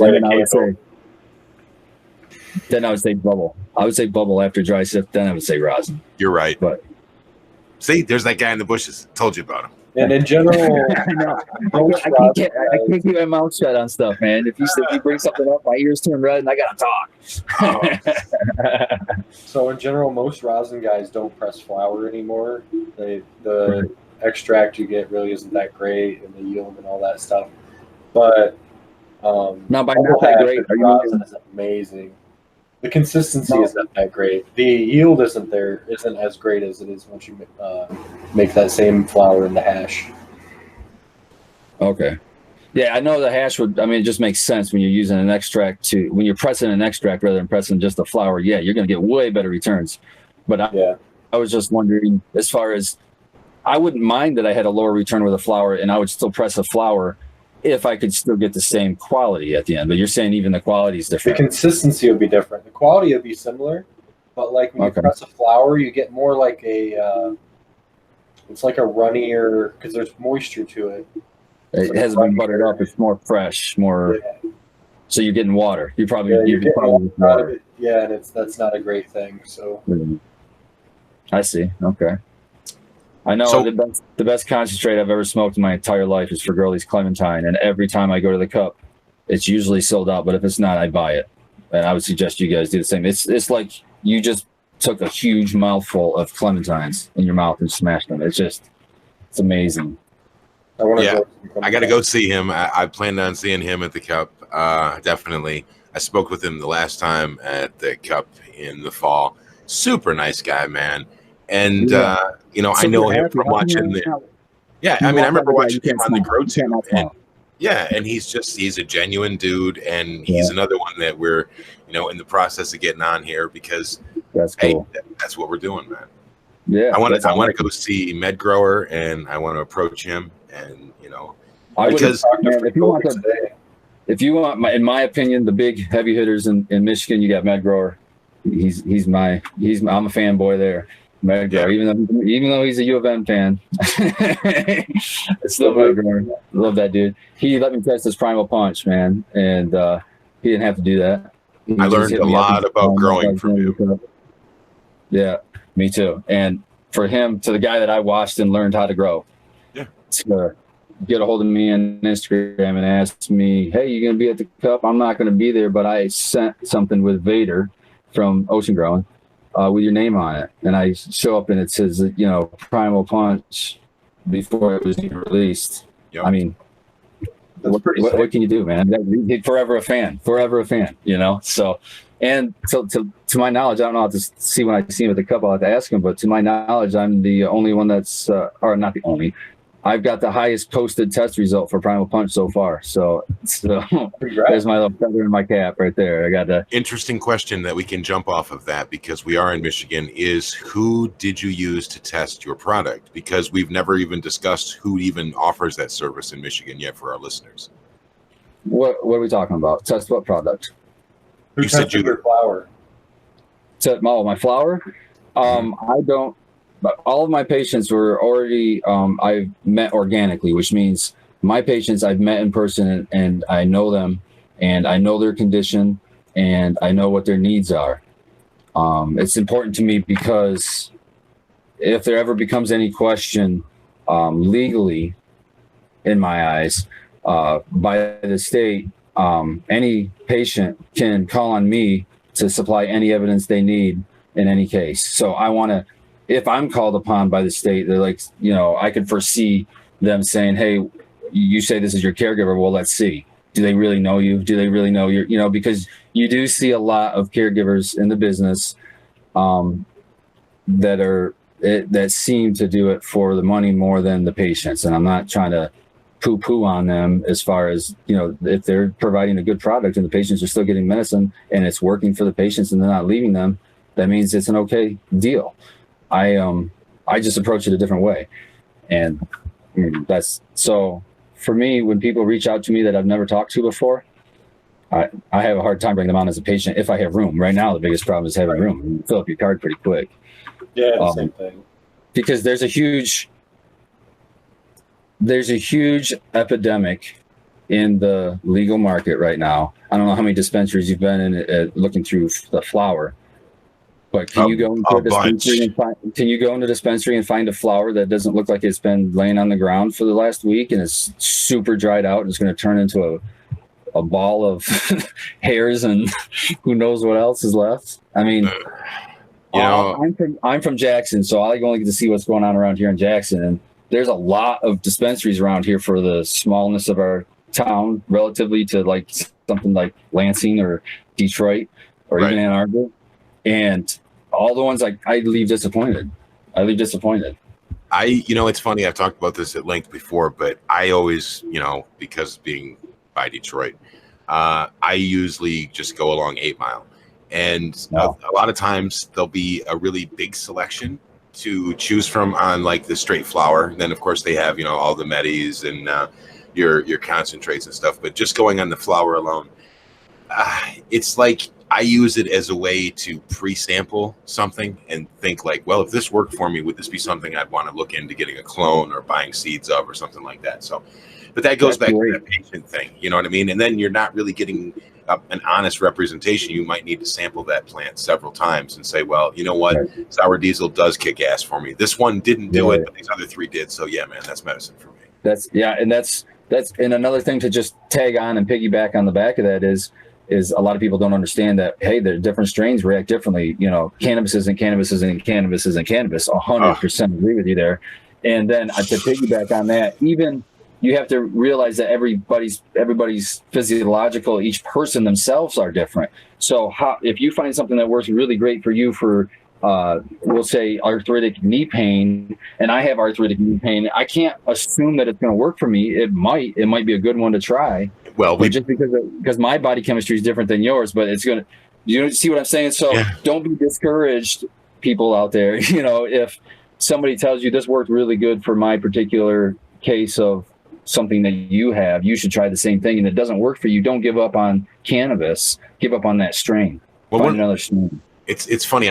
We talk about the community in this, and there's a sect of the community that I really have to admit it irks the shit out of me. And there's a part of the community that people that just want to smoke anything. They don't care. They don't care what it is. They don't care if it's got a name. A lot of times, it's like, I get it, man. But I have a hard time because even though I've smoked for 33 years, I still approach it from like a medicinal thing because it's what's helping me get through. And I think to myself, I wouldn't just blindly reach into the medicine cabinet and just start taking pills and hope I feel better. I have a headache, but I just took some Imodium AD. Well, hey, there you go. But I feel like you should be educated because we do all have different endocannabinoid systems, and we all will have a different subtle reaction to these strains. I'm not saying that one's going to be up for one and down for the other one.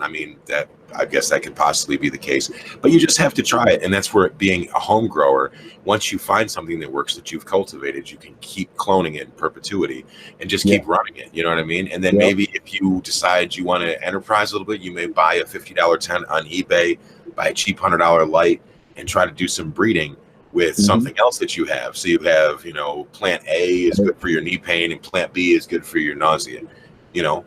Mix them together. Or if you wanted to really save money, you could, if you wanted to try to start breeding, you had a male picked out and you had a female picked out, wait till summertime. Throw them outside somewhere. Right. You know what I mean? What do you have to lose? Just let Mother Nature sort it out. Heck yeah. That's an old trick that works wonders. If you have a plant that's struggling, you just can't figure out what the heck is going on with this plant. A lot of the time, if you just take that pot, you're stuck in your beds. I'm sorry about this, but you can just take your pot, pick it up and take it outside and let it get some sun. If it's not freezing cold out, but take it outside and just let it get some sun. It is amazing how that plant will perk up under that sun. There's something about Mother Nature and the sun. I'm telling you that we can't reproduce inside. Even with LEDs, I like the LEDs. I love the LEDs, but they're not the sun. I can tell you, I grow outdoors. They're different. I've tested them at Sci Labs. I have better test results outdoor grown than I do indoor. It looks terrible as far as it's not photogenic really. So you said Sci Labs. That's who you're using to do your testing? Yeah. Okay. Yep. Can you run me through that? Yeah. What I do, they have a weird pricing. I really just dislike companies that don't just make their pricing available easily. Like when I go to your website, I should be able to find prices within the minute. If it takes me longer than 5-10 minutes, that's my only complaint about Sci Labs. Okay. So it takes forever to figure out how things cost, unless you just go in there and they hand you a pamphlet and say, here's what it is. I'm like, put this on your webpage, please. So it's the best option to get a 10-pack, they call it. You pay a higher amount, but it's less per test. So instead of paying for one test at a time, I get a 10-pack every time. And what that 10-pack gives me is just basic cannabinoid testing. So they'll test the THC, the CBD, and I think there's 3 others. I'm looking over here because I got all my stuff written up over here, but I don't have those numbers written down. I don't have a test result right here in front of me. That's okay. But they do keep it online for you. So I could go and access my results, all my results I've ever had there, through online, and I can they even take a picture of the product that you bring in. So and then they take a macro picture of what you bring in. So you have to bring in 1 gram for flower samples. So you bring in the 1 gram and make sure it's labeled so they know what strain it is or whatever you're calling it. You don't have to name the strain name. You can just say 1, 2, 3, 4, 5 if you wanted to. It doesn't matter. Right. And so you bring in your 1 gram sample. I wish I could give you pricing, but I don't know it off the top of my head. I want to say it was a couple. I think it was under $200, but it was 100 something for the 10 tests. I think it comes out to about $10 to $15 a test, something in that neighborhood if you get the bulk, the 10 of them. And that will wear out in a year. So if you don't use your 10 tests, then you lose them. So make sure you use them. That's why up here I've got written how many tests I have remaining. Right now I have 9 tests remaining because I just re-upped there. So I make sure I use those up in the year. Well, let me say thanks to you first and foremost, because let me just do an illustration for the listener. I'm a patient. I know what's wrong with me. I have back problems and I have PTSD and I've got Gulf War syndrome. So I know what works for me. So I can go online and I can look at his results and I can say, oh my gosh, look, this is exactly what I need. It's testing high in this, bang. So now I can get tailor-made meds that are consistently cloned, and I've got a reliable source and access to my medicine. That's a win-win. Thank you so much for doing that for your patients, dude. Good looking out. No problem, man. Thanks. I would love to be able to. They do have other services. They have tons of different tests that are available, and I get just the basic, so I can at least have the information for the basic cannabinoids. The major ones that make the most difference. I don't get, unfortunately, the minor cannabinoids. That one is way more expensive, and I don't want to pass that expense on to my patient. It's not. I don't think it's worth. I don't think it was something that they'd be willing to pay. You know what I'm saying? I don't think they want to pay those prices. So I'm saving them money there, and I haven't had any complaints. You know what I'm saying? So if I was starting to get complaints or something, I would go that route to try to get better results at the end. I want to make my patients happy at the end, because that's why I'm doing this. That's why I'm a caregiver. So I appreciate you saying that. Hey man, that's what we gotta be. A lot of people don't realize how much. Yes, you can be a mediocre grower. Yes, you can be a terrible grower, and yes, you can be a very good grower, or you could be an anal grower, or you could take it a little bit too far and go nuts with it. But all in all, it's all work, and some people forget that. Even in farming itself, even if we're not talking about cannabis, if you look at anything that can be grown, the farmer is usually the guy getting paid the least at the end. And doing the heavy lifting, yeah, and doing all the work. So I don't want to say poor me cannabis farmer, but I'm saying don't think it's easy. Everybody says, oh, it's going wreck. Are you what are you going to do now? I said, I'm not worried. I turn people away. I'm not worried.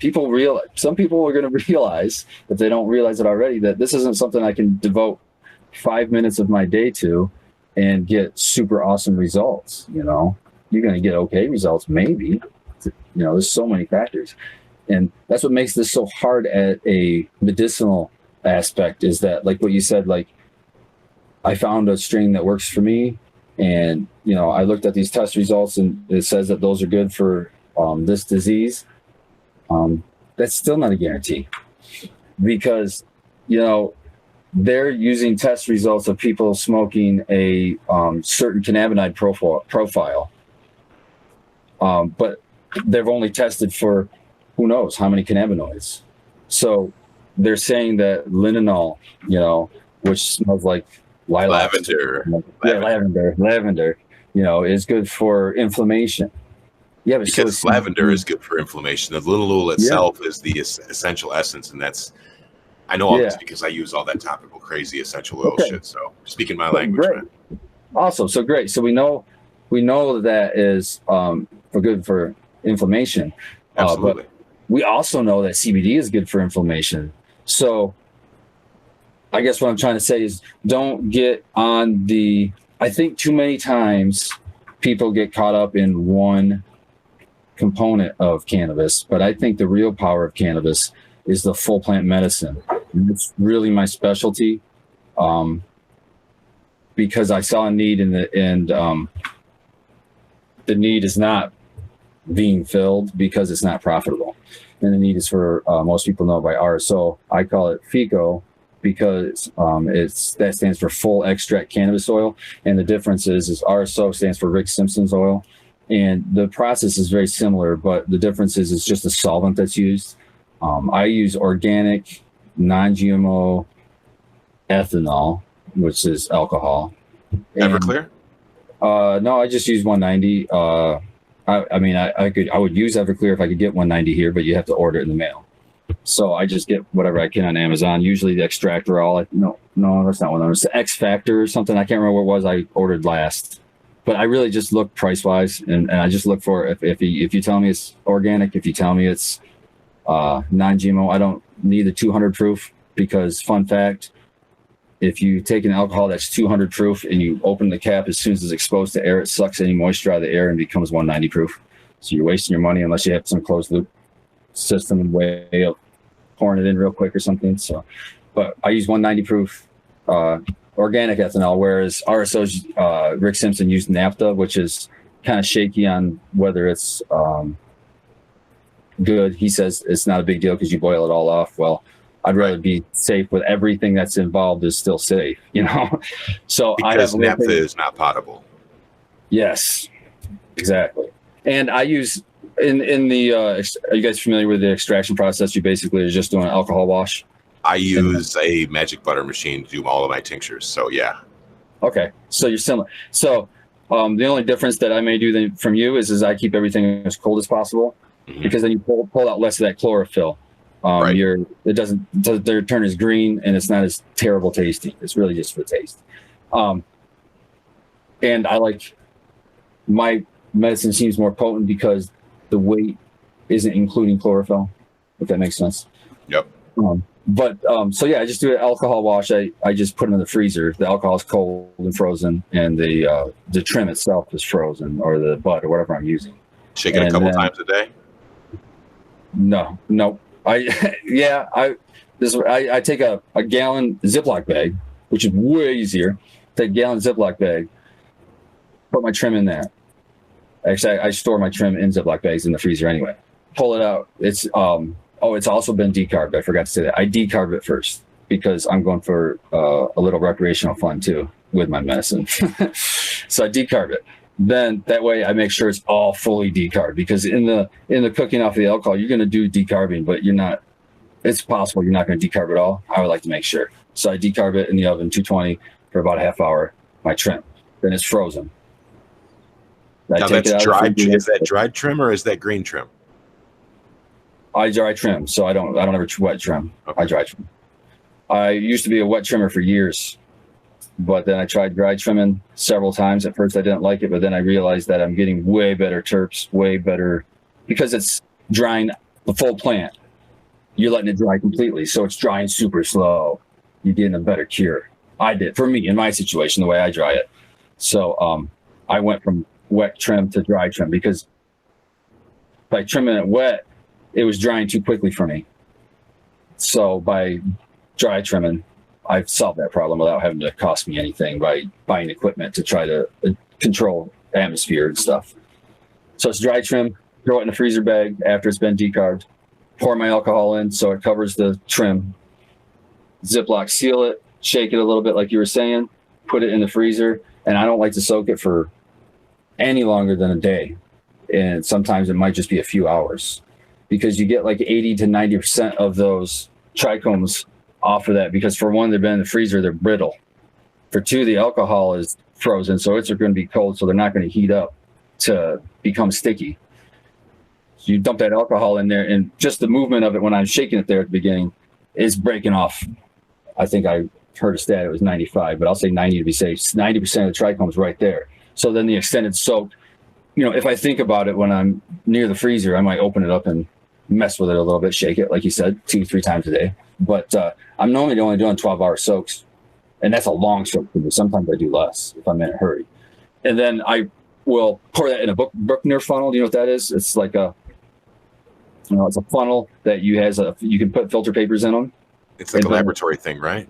Yeah, yep. And then it plugs into a beaker that has a little side thing on it that you can hook to an air compressor, so it sucks the water through, so you're not sitting there forever waiting for the stuff to filter, because otherwise it takes forever. Like even through a coffee filter, there's such a fine mesh that it takes forever to filter.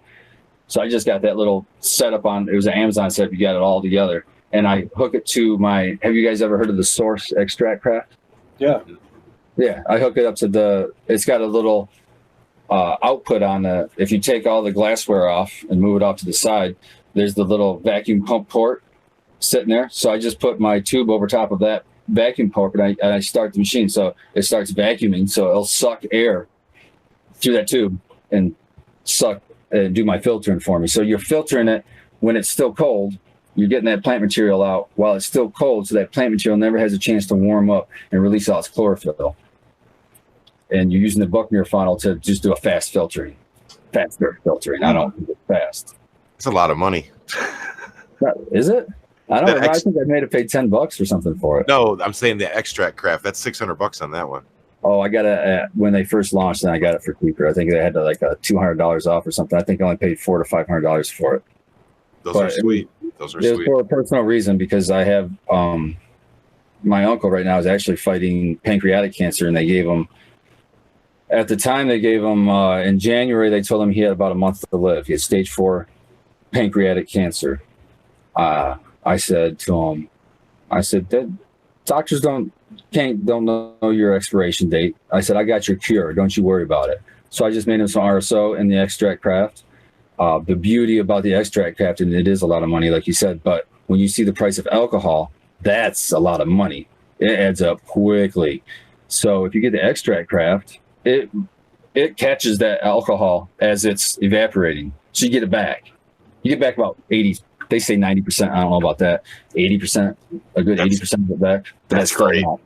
That's great. Yeah. So that's why I bought it. Yeah, it was expensive up front, but it's already paid for itself. I think that's what always happens in growing is there's always that hurdle of like, man, I can't wait because the next big thing that I'm going to buy is X. Whatever it is, whatever thing you're dialing in your grow or your post-harvest, you know what I mean? There's always something you're looking forward to getting. For me, it's always something that I'm looking forward to it, and then I forget about that and then buy something else, and then I think, whoa, what did I do? I wanted to get that. But with my uncle, he's got a lot of cardiac issues. He's got a lot of other issues, diabetes. And then he just got this cancer diagnosis, so he couldn't even go through the chemo they wanted to give him. They gave him capsules that is a little weaker, but it still tore him up. He had to do 2 weeks of the chemo, 1 week off, so his body could recover from it. 2 weeks of chemo, 1 week off. So they said basically the idea of this wasn't going to cure him any, and they said that the best thing that they could hope for was at his 1 month checkup or 2 month at his 2 month checkup. They won't have grown any. They won't have reduced. They won't have any of them gone away, but they won't have grown any.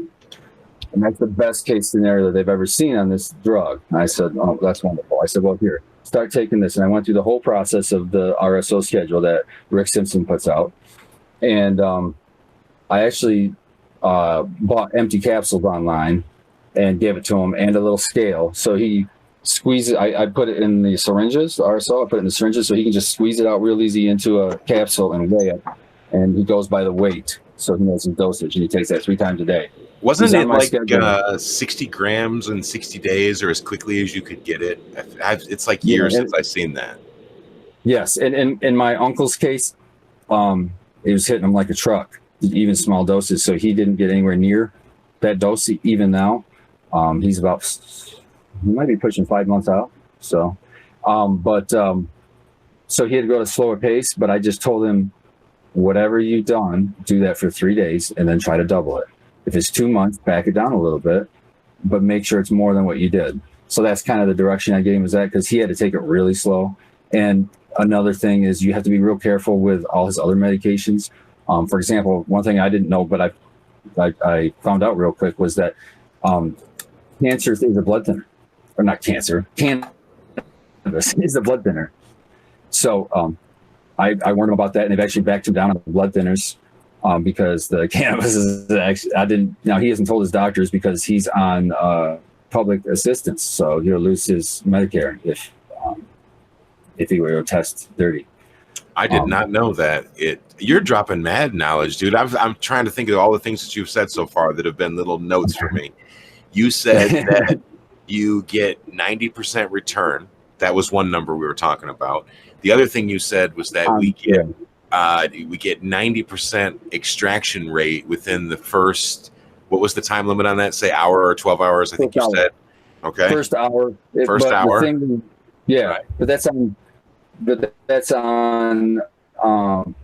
The reason I would go longer than an hour is I do want to get a little bit of chlorophyll because there are medical benefits there, especially for people that I know my uncle's diet is like. He's not getting a whole lot of vegetables. I want to give him a little bit of chlorophyll. Oh, I'm sorry. I was saying that I do let him go longer, but and the reason I go a little bit longer than an hour for sure, and sometimes up to 12 hours, is I like it to get a little bit darker because I want to pull some chlorophyll. And I'm doing this specifically for my uncle, who I know doesn't eat very well. So I know he doesn't get any vegetables to get his chlorophyll. Greens, no greens. Yeah. So I do that in this special case. I actually push it to up to 12 hours to pull some of that. So he gets some of that. I just want to add to his medicine, But I'm happy to say on his first checkup, so that was 2 months of taking FICO or RSO, the doctors came in and they told him, now before we get this test results, we just want to tell you the best results we've seen is nothing has changed, and that's what we're hoping for you, because they couldn't do the strong chemo. They couldn't do the strong poison. So so they did the test, they got it back. All the tumors, all of them, actually it was more than 50%. It was 52%. All of them reduced in size by 52% after 2 months. Congratulations. Hell yeah, man. Yeah. The power of the plant. I broke down and cried. I'm not afraid to admit it, man. They hit me like a truck. So I was real proud of myself then. And that's like what I tell them. That's another thing is I've right now in the last 3 years, treated 3 patients that I personally know and dealt with and touched and talked to. All are now cancer-free. Man, so hallelujah. Yeah, and now I'm fighting this one with my uncle. Hopefully, we'll get him through it. So cannabis is medicine. I don't care what anybody says. I've seen it with my own eyes. Yeah, and I think that's you the see best something part about growing, man, is helping people with what we know how to do. Like I've personally been able to help people that I know, and their gratitude is so amazing. And obviously, being able to literally increase somebody's quality of life is incredible. Yeah, and you hit the nail on the head with that, because that's the thing I always say to them is the very first time I sit down and meet with people, and I'll walk them through everything, answer all the questions that I have answers for. If I don't have answers, I try to steer them to where to find them. I'll say they'll inevitably come up right towards the end of the conversations. They'll look at you kind of sly and be like, so how much is this going to cost me? And I always tell them the same thing. I said, look, if you have cancer, the last thing you got to worry about is paying me. I said, if you want to pay me back, get better, because that means more to me than any kind of money. And I don't charge for RSO. So, but I don't give out RSO for people for recreational purposes either. They better come to me with a real disease that I believe RSO is the best treatment. And I just give that freely, because I think it's ridiculous if you go into any dispensary and look at the price. I mean, you can make this stuff at home. 60 Yeah, you gotta bucks. buy them. Yeah. Yeah, it's ridiculous. It's absolutely ridiculous. And why I think it's ridiculous is because I've seen the sick people. Yeah, people need that. And you're going to charge those people that kind of money. It's just, I'm sorry. I can't make a profit off somebody being hurt and sick. That is just sickening to me. So that's a personal button that gets pushed sometimes when people start having big opinions about things. And I'm like, well, how many times have you looked into a dying person's eyes and told them you can't have a medicine that will cure you and take this pain away? Yeah, you're going to need $40. Yeah. Yeah. Oh, look, I got that medicine. Here you go. How much money you got, buddy? You know, what a sick thing. Yeah. So I You might, really put it it into might only be perspective, 4 people for me, but that's 4 big smiles, you know, that I've had on my face. So, you know, whatever. So I tell don't me, know. what plants do you have growing right now? What strains are you running in your gardens for your patients? So right now, the way my system runs, I have 5 keeper strains. So I have 5, 1, 2, 3, 4, 5. 5 keeper strains. Actually, I have 4 on the board for keeper strains, and I have 2 tester strains. My normal mode of operation is 5 strains max that I keep in a rotation. Then I always introduce a new strain when I have the time and energy. I introduce a new strain and have everybody try it. And you know, there's no charge every time I enter a new strain. It's free product. I put it out there, let them try it. Let me know what you think first go around for all my patients. You know, they get, you know, a little bit. And then they tell me, okay, I liked, like if I'm doing a pheno hunt, I got 5 different strains of the new strain. They tell me I liked number 3 and I liked number 2. And I take all that information and we pick a keeper together. And then that keeper has to be better than my 5 in the rotation. So if it's better than, you know, whatever number, it's replacing that one's no longer kept. This one takes its rotation. So right now my keepers, I've got Spartan glue, which I said was my mystery strain. Cut it off of an outdoor plant. Was told it was glue. It's not glue. You can tell what it looks like, but it's frosty. It's beautiful, and I absolutely love that plant, and everybody loves it. So got to keep her around. And then my other one is med glue. We call it med glue because I got it from med grower, but it's just GG4. So it's med grower 1's cut of GG4. It's beautiful and then, too. Yeah, thank you. I love it. And then we have Death Star that I picked up. That was a clone that I picked up from somebody. And that Death Star is just, the flavor is so unique. It's just, and it's for any situation, if you want to go to sleep, you smoke that Death Star, you're going to go to sleep, at least for most people. I've got a lot of Death Star rosin in my day. I think I've Okay. had the one you're talking about. I do. It's got a really funky, distinctive taste that nothing else tastes like, right? Yeah, I'm usually pretty terrible about explaining a taste, but all I can say is that's like nothing I've smoked before. I can't tell you what that is. I can't tell you there's nothing I've tasted before. I don't know what that is, but that's Death Star, and I like it. And then I got Med Growers Primal Punch.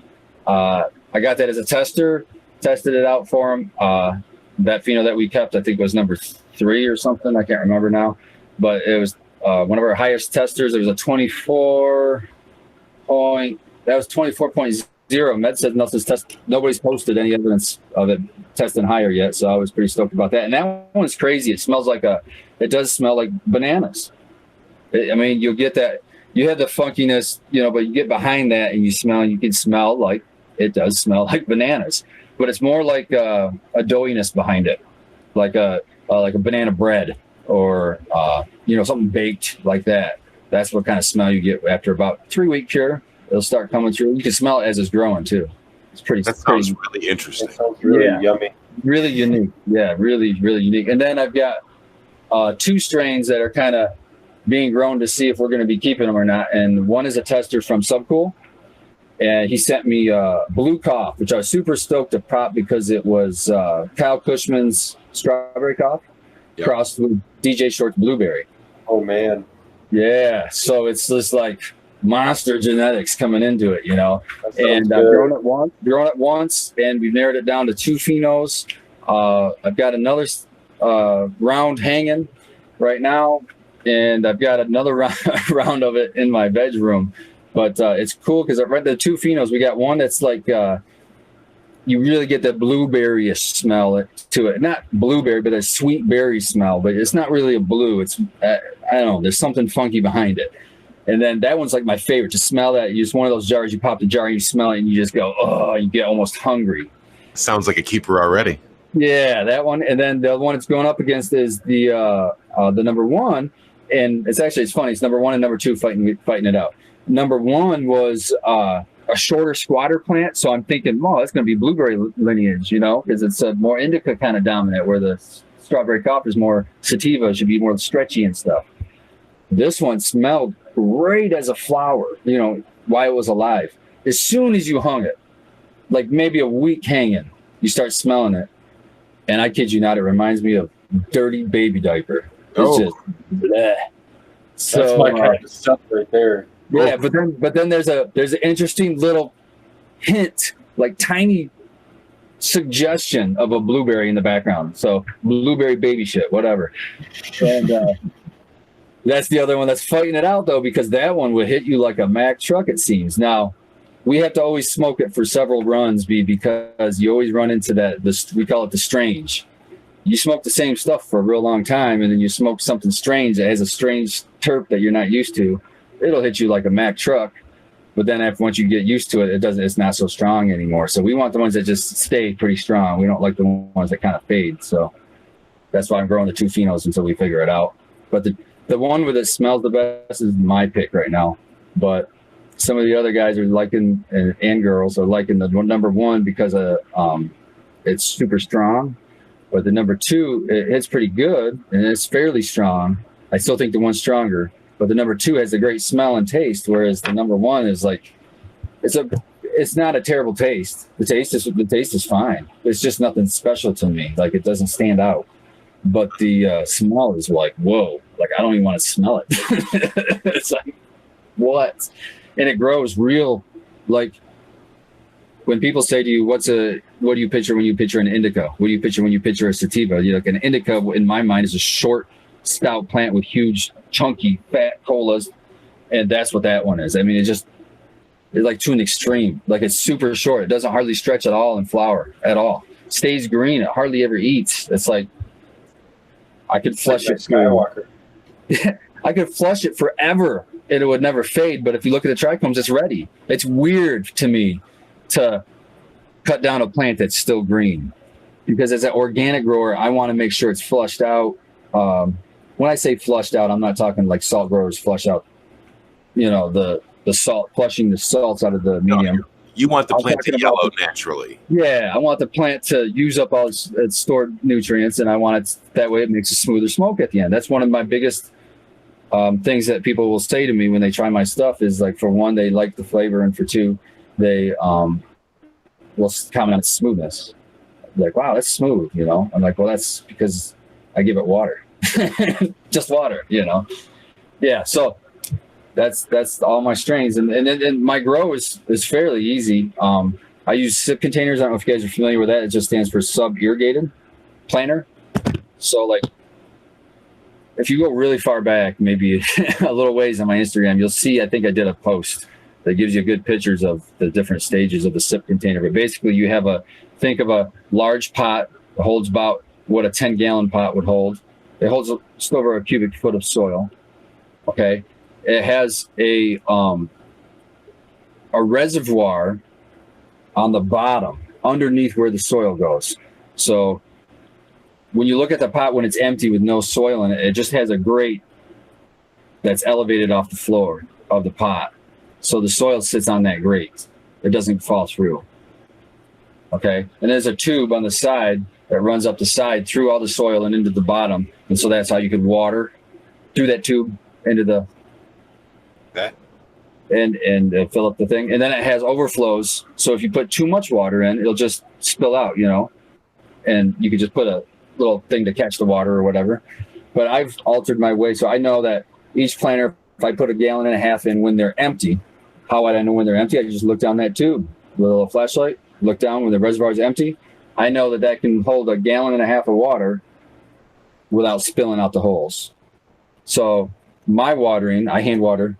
So what I do is I just look down tubes that are going through each one of my pots, with a flashlight.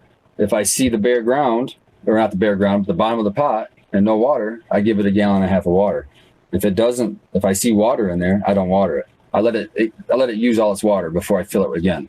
The reasoning is you don't want to make it anaerobic. You push all the air out. If you put all the water in there and you keep filling all that water in there, you're making an anaerobic thing. Now, I can't remember who it was I was talking to earlier. Said they use EM1.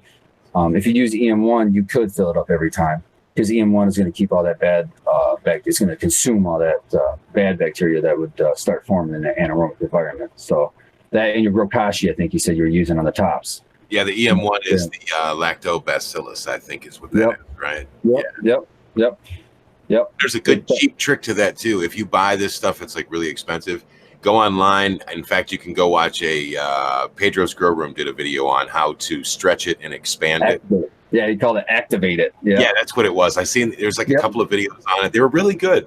And yeah, I used the product, and I didn't see a benefit. I didn't see a detriment, but I didn't see a benefit, so I stopped buying it. So there you go. You can make it cheaper anyway.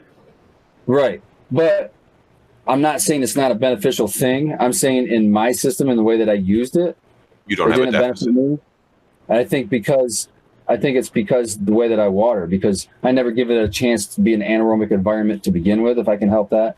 So, okay, well, let's go back into an anaerobic problem, but that it would solve. So you're putting out something that solves an anaerobic problem that I didn't have. So I'm not saying that it's not going to solve an anaerobic problem. I'm saying I didn't see a benefit because I didn't run into the problem that needed that solution, I guess is what I'm trying to do.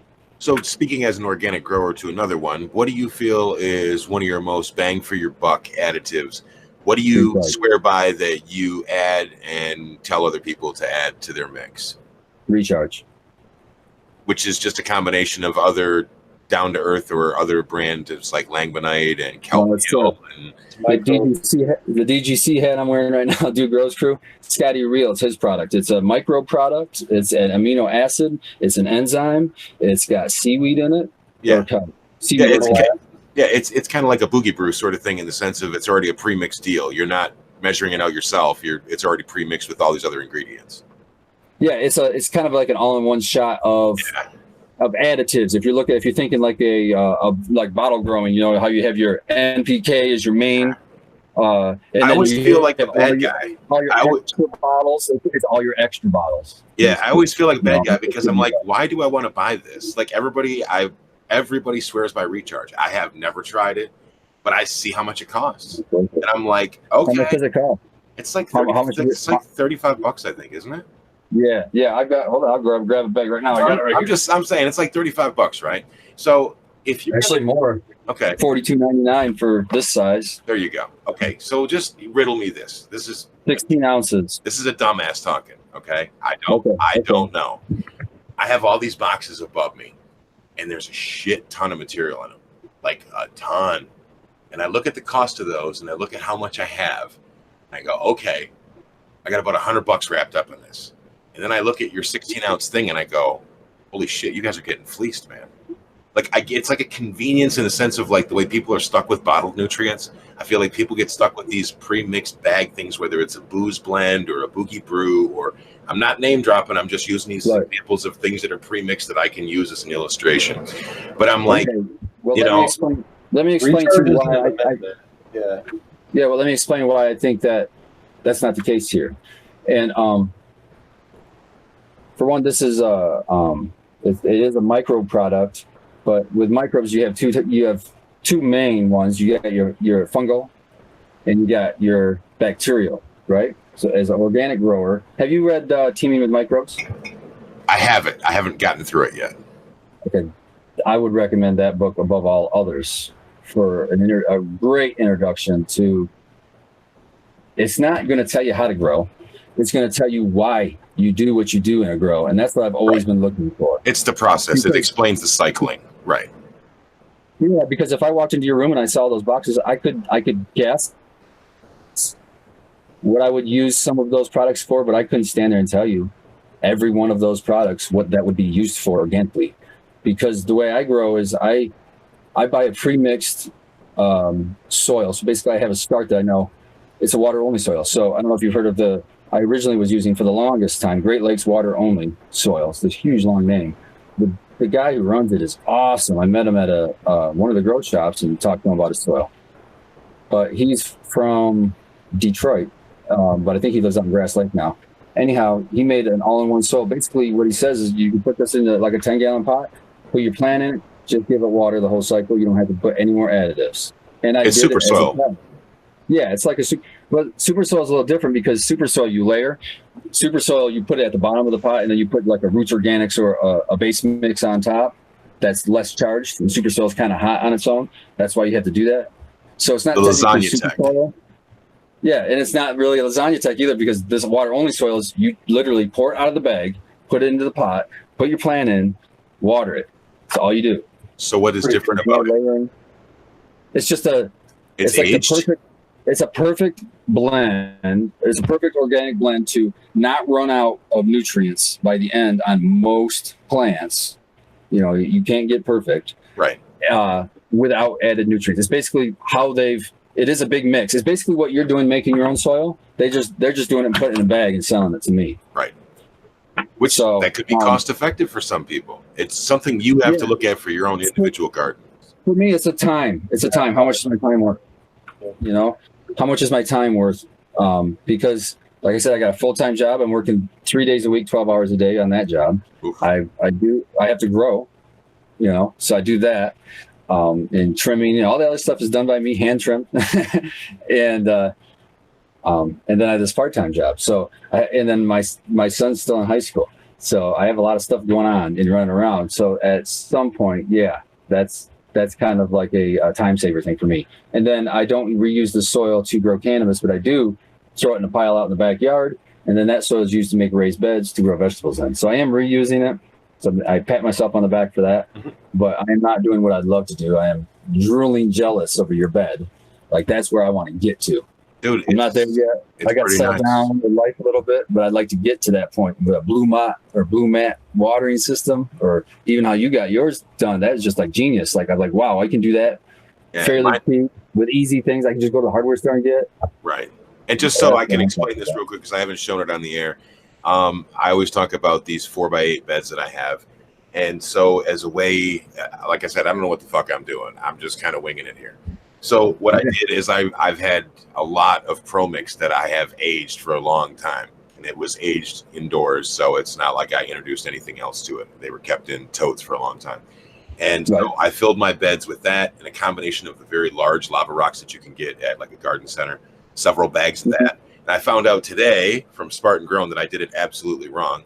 I mixed mine again completely into the bed for like aeration, whereas what I should have done, had I not been a dumbass, is I would have put those on the bottom of the bed first. So, hey, live and learn. But I already have plants established in it, so good point. But yeah, so I mean, what I did is I took a tote and I took it and I had a bulkhead that I bought at Lowe's. It's like $7. Drill a hole through the side of this thing, screw it in, make sure you put it together the right way so it doesn't leak. That comes off into a small hose piece. It's an extension. It's like one of those little 5-foot dealios you can get. That goes into a Y splitter like you have for a garden hose that has the 2 little shutoff valves on it. And then I had a 50-foot long length of the dripper hose that you can get for like $20. I cut that in half. I bought some extra pieces so that I had 2 appropriate ends on both sides so I could screw it into the Y fitting. I capped off the other end of it. When you cut that in half, did you have to cap the end with something, or? Yes, I had, because I have a lot of extra PVC pieces and stuff, so I just shoved it in the end of it, and I was like, that's good enough. So everything works the right way. And I made sure that I pitched the tote, which is elevated above the height of the bed so that it will actually be a gravity fit. You can adjust the flow rate too. Like if it's coming out too fast, you can turn the little dials on the splitter. So it's ghetto. It's ghetto. Like a flow valve. You know, it's ghetto, but it seems like it's working. And you know, proof of the plant, my shit's really green right now, so I'm really happy. And when you had talked about you don't like harvesting when your plant is still green, it's funny because I've wondered about that. I'm like, you know, I've done super soil and stuff before, but I still don't have the right mix down yet. So we're talking about pre-mixed things. I'll tell you what. I got to get my mix right, you know. and like I said, well, you're talking with your situation. The only thing I would have done differently was I would have put the lava rocks at the bottom, but then you'd have to get something to replace the lava rocks in your mix too, because it's still important to get the aeration in your mix. Right. But the point of the lava rocks at the bottom of your tub is that your water is going to sit there eventually, and when you get those lava rocks, it'll elevate to allow more air in there, so the soil doesn't pack between the rocks, and you'll get roots to go down in there, and it'll be like my SIP systems. The roots can grow. It'll actually grow like a special kind of root, like in a deep water culture, where it can sit in water all the time. Right. And so with those rocks down there, it just gives it something to latch onto and hold on to, but it'll give you that airspace, so you're not getting the anaerobic conditions. But even if you were getting anaerobic conditions, if you're watering it with lactobacillus or EM1, that should be helping you out there. And then you start getting worms in there, then you're really starting to not have to do a whole lot of work. You're getting a lot of helpers. Yeah, I bought some worms, and I can't find the container of what they were. They were the right here. Yeah, these are live red worms, and it's great for composting, soil aeration. Yeah. It's what they had available at my grocery store. It was like $15. It says package contains 300 worms in various stages, eggs to adult, release 2 to 3 worms per square foot. I dumped the whole fucking thing in the bed. Oh yeah. Let the bed sort it out. Another awesome thing about worms is they'll self-regulate. Yes. So if they get too popular, they'll just stop reproducing because they're hermaphrodites. They can make themselves pregnant. Well, and a fun fact is that with the worms, the sequence is always on about being clean in your grow room and picking up all of your dead leaves and things. And I've always bit the inside of my cheek, and now is my chance to play my Joker card. The worms let me do it. So what I have to do is I have to make sure that the worms are getting some kind of food too. So all of my sticks and all of my twigs and stuff from my previous grows get put in there. I break them all up. Thanks to Abolish for that tip on that. See, there's another program that y'all got to check out if you don't know what I'm talking about. What was awesome? I know what you're talking about. What's awesome was the first 2 episodes you guys had. I already knew the people. I thought that was awesome. I was like, oh, yeah. Abolish Farms. I knew him just from Instagram. I follow him. And then Eagle Gardens, I actually met him. I met him at a hash bash. I don't know, it was 2 or 3 years ago, and was talking to him about my interest in CBD plant. And he's big on that, man. He suggested Pennywise, and I ended up running that, and I've just eliminated it from my garden. I had that for 2 years. I ran Pennywise. So, but I got a CBD diesel plant now in testing. If it gets me some good CBD numbers, I'm looking for a 1-to-1 ratio. That seems to be all these studies that come out with the most effective dose is the entourage effect of both of them at an equal ratio. So the closest you can get to doesn't matter the percentage, 5%, 10%, 20%, it doesn't matter as long as they're equal. So if you can get the same thing, 1-to-1 CBD.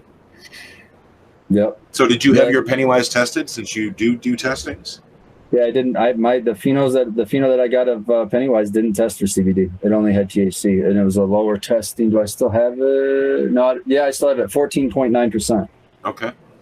So, it was still medicinal. Like it still was good for like muscle pain kind of stuff. But being that it was so, I know I think 14% is weak, but people never were interested in it. So you can't keep them like that. Yeah. No, yeah.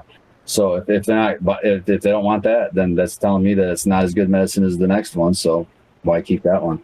Yep. But the CB diesel is getting fairly close to harvesting now. I don't know if you saw my post. I put one up a while ago about. Now here's a good one. I also do the testing to. I don't know if you heard the drama about Phylos Bioscience, but I did use Phylos Bioscience to do my sex testing. This last run with the CB diesels that I put in there with all this drama was going on, I was like, okay, before I do anything, I'm just going to do it the old school way because I don't know what's going on with Phylos right now. So all I did was cut a clone off of it when it's big enough. And after I sprouted the seed, once it was big enough to cut a clone, I just cut a clone off of it. And I was just like, you know what? I still have plenty of time in veg. If this screws up, no big deal. I literally cut a clone. I didn't scrape it. I didn't put it in cloning solution. I took some of the soil that I now buy. It's called Dig It soil. It's a new soil I just started buying this year, and it's at least equal to the soil I was using before. The only reason I use it now is that it is wet. It's not dry when I get it. You get the dry peat, good luck getting that stuff wet. You know, it's just the water just sits on top and it takes forever to hydrate. So this soil I like better. But I've literally just put it in the soil of that dig it soil, stuck it in a cup, just like that, and put it in my flower room. And I figured I don't care if it even roots, the plant's going to get enough moisture from the soil to at least show me sex, you know. So after about a week, or it might have been closer to 2 weeks, I can't remember, but I was able to tell that it was starting to bud. I'm like, cool. My plant that I put in there in my veg, I know it's a female, so I can throw it in flower when it's ready. But I was like, you know what? The way I plant my clones in cups, when I do it, just little beer cuts, I put it in a clear cup, and then I take that clear cup with the soil in it and the clone in it, and I put it in a cup that's like a red solo cup, you know, to block the sunlight. But this way I can still pull it out and see the root development through the clear one without really disturbing the plant. Yeah, I like that too.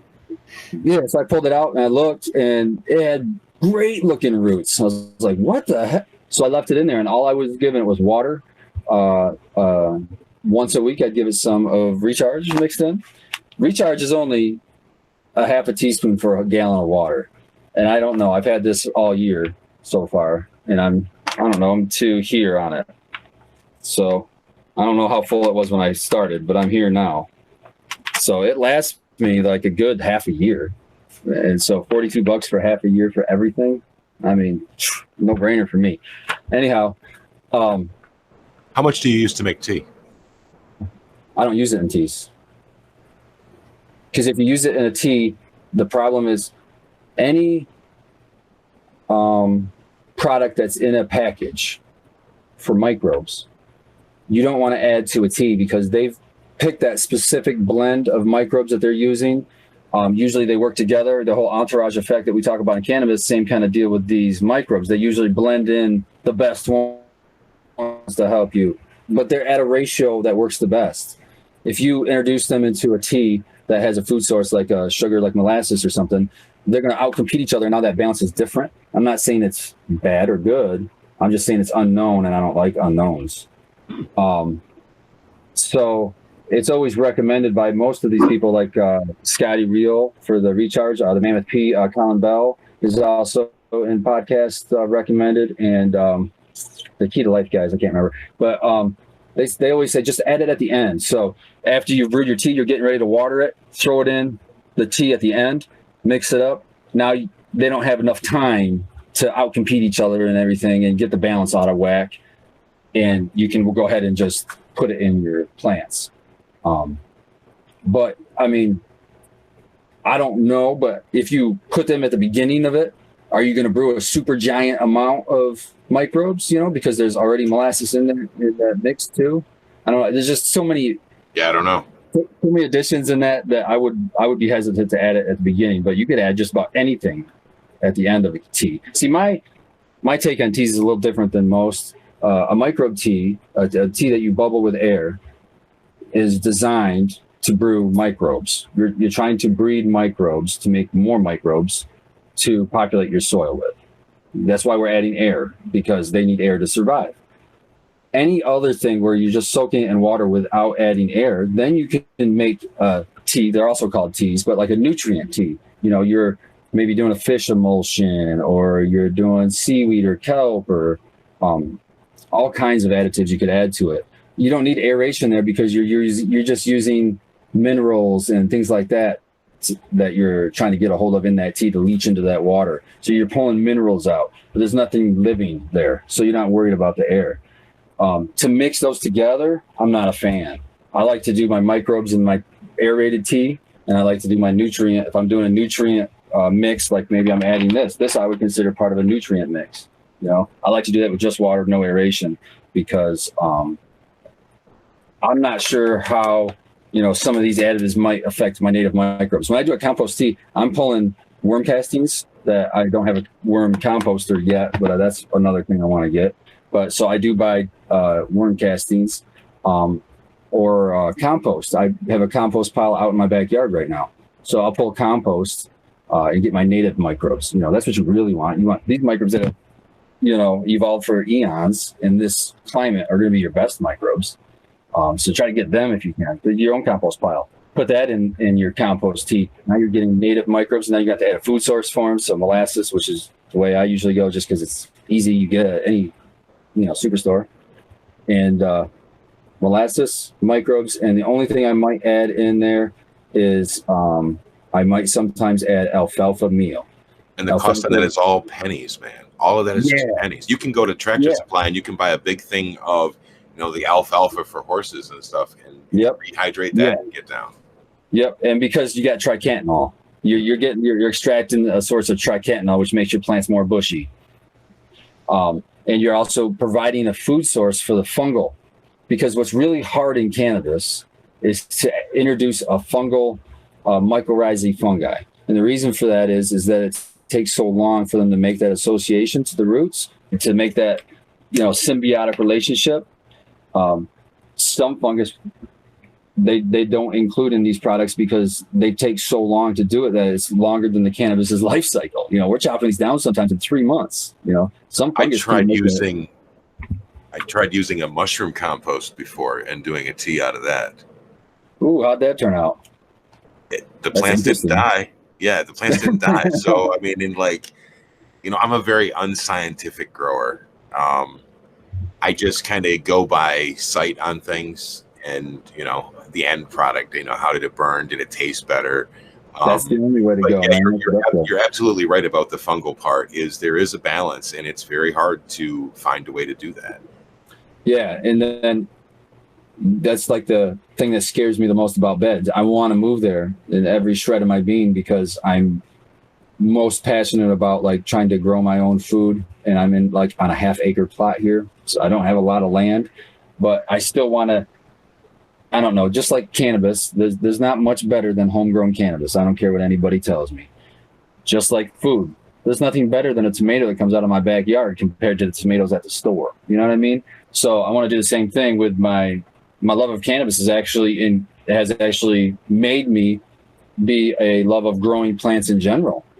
I'd never really been a big grower, of anything before it was cannabis. It's always been cannabis, but now I'm wanting to do beds in my backyard. I'm doing these small conversions every year. We got a fence up this year, so that was the big project this year. And we're going to try to get at least one bed in built, raised bed, and we're started compost piling this year. That's awesome. So we're trying to make our own compost. I want to get a worm bin to make my own. Talking this exact thing with another fellow grower / gardener today. How growing cannabis got us into growing other plants. Yeah, it's crazy, isn't it? Well, think about it like this. We're talking about this, and cannabis is really produce, guys. And I'm not trying to be funny, I'm saying that we are harvesting the fruits of the plants. And you have to handle those the same way you would handle an apple. I mean, I guess you could drop the apples all over the ground and kick that shit towards the truck and, be done with it, throw it in the bag. Who gives a shit? But, treat this like it is. It's either medicine or it's produce or it's something, man. But you gotta show. We were talking about growers' love earlier. You gotta have plant love.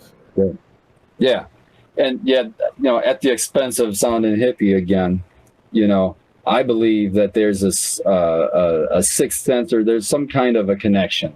There's a definite connection between the grower and the plants. When you can walk into a room and say, walk right back into the straight corner to plant number 400 quad 2 and say you walked straight there because you just felt like there's something weird looking over there, and you get over there and something's amiss. How do you explain things like that? I don't know, but when you mentioned that, you said where it's plant 4 under quadrant 2. I was thinking of the same place in my garden. I was like, oh, it's over there right now. Hold on, I'll go check. Well, everyone's got something in their garden where they're they go to bed and they're thinking, man, that one thing. Yeah, and it'll bother you for the whole day. You'll think about the next day. Sometimes you go to bed though, and you go to bed happy. Oh, always. Yep. Oh yeah, and it's all and I think it goes beyond that too. I think some growers, and I'm starting to feel inklings of this myself, and it sounds weird, but I think there is some kind of a psychic connection, or maybe it's just you improving as a grower. But I don't find myself struggling so much to diagnose plant problems as much as I did early on. And I could remember spending hours looking at pictures online and stuff like that. But now it's like I'll just get a weird, a random thought in my head that says, boom, this is your problem. And you go, oh, and you do it and it works. And it's like, you know, you can call that what you wanted, but it was an influence from somewhere. I didn't have that thought in my head until that exact moment. It just popped out of nowhere. I wasn't even thinking down those lines. And then it just thinks, oh, do this. And then you do it. And then your plant's better the next day. I kind of have a theory about it. And it's because, like, the more we grow, the less plant problems we have. And I think that, like, when I was a beginning grower, I'd run into multiple plant problems at the same time. So then I would try to fix it. It wouldn't fix it. You know what I mean? Because you're trying to fix two things. Or even cause another. Or cause another problem, Yeah. Oh, it's CalMag. It's CalMag. No, it's No, it's not CalMag. It's the hat trick, guys. It's overwatering. It's over-fertilized. And what else is it? What do we have for the third thing? Overlight? Overlighted? Exactly. The plant is cowering from the light, man. It's overfed, overwatered, overlit. I'm pretty sure it's always this. It's funny that you say that, because I went to sip containers because I didn't want to worry about watering. The plant waters itself at that point. Because at the corner of the sip containers, it actually goes all the way to the water. So the corners you pack really tight with soil when you fill them, so that it doesn't wash away when you fill water in the reservoir. But there's just little slits that the water can access that soil that's in the each corner of the pot. And then when that pot fills up, what is actually happening is capillary action, or whatever you call it, osmotic pressure maybe, pulls the water from the bottom reservoir through that little corner, each corner of soil, and fills up and sucks the water up from the bottom, just like in nature when you have an underground water source. It just sucks it up, and it pulls up just the amount that it can hold. If it's too much, it's just obviously going to fall back down. So it, like, with no pumps, with no electricity, I'm using Mother Nature to just do it herself at the most perfect amount of water. When I figured that out, I was just like, wow, make my life easy. I don't have to pick up pots and see how empty they are. Right. What I did is I became a bottom tray waterer. So I used 7-gallon pots for a long time. And I bought the larger, there's like the trays that fit it, and then you can get the bigger saucer. I think it's like an 18 is what I was using. So before I would water anything else, I would fill the bottom of that. And I think it holds like 3/4 or a gallon of water, you know?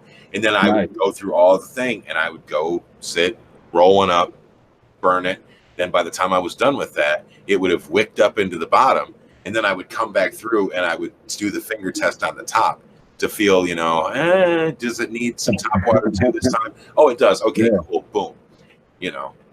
Now, here's an interesting thought, and this is no science, okay? This is a thought that popped into my head that I've been testing recently. Like I was telling you, I get these random thoughts that I believe it's coming from the plants. Call me crazy.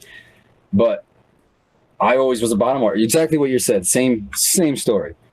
But then, I use a bottom watering system. But then I got to thinking, and this is triggered in my mind because I remember I was watching some video. Who knows what it was? But it was talking about the way water moves through the soil. How rainwater can bring nitrogen to the soil. It was going on into like just crazy detail about water going through soil, which you wouldn't think would be interesting, but it was crazy interesting. But anyways, they said, you know, when you fill up a pot, if you're hand watering a pot from the top, and the water finally starts to build up and kind of raise up, it can't penetrate the soil fast enough, and you start filling to the top of the pot, and then you watch it just kind of you just sit there and watch it when it slowly sinks in. I could just sit there and watch it for hours. I don't know why, it just mesmerizes me, just sinking in like that. When it does that, it's actually pulling oxygen through your soil into your roots. So if you have, like, you think you're having a compaction issue where you don't have enough aeration or something, and you're trying to get a way to get air into your roots, maybe just top water if you're not top watering already. I'm watering my sip containers instead of watering through the tubes to just fill that reservoir at the bottom. I recently changed to just watering through the top and letting it just naturally filter through and fill that reservoir. I'm getting the same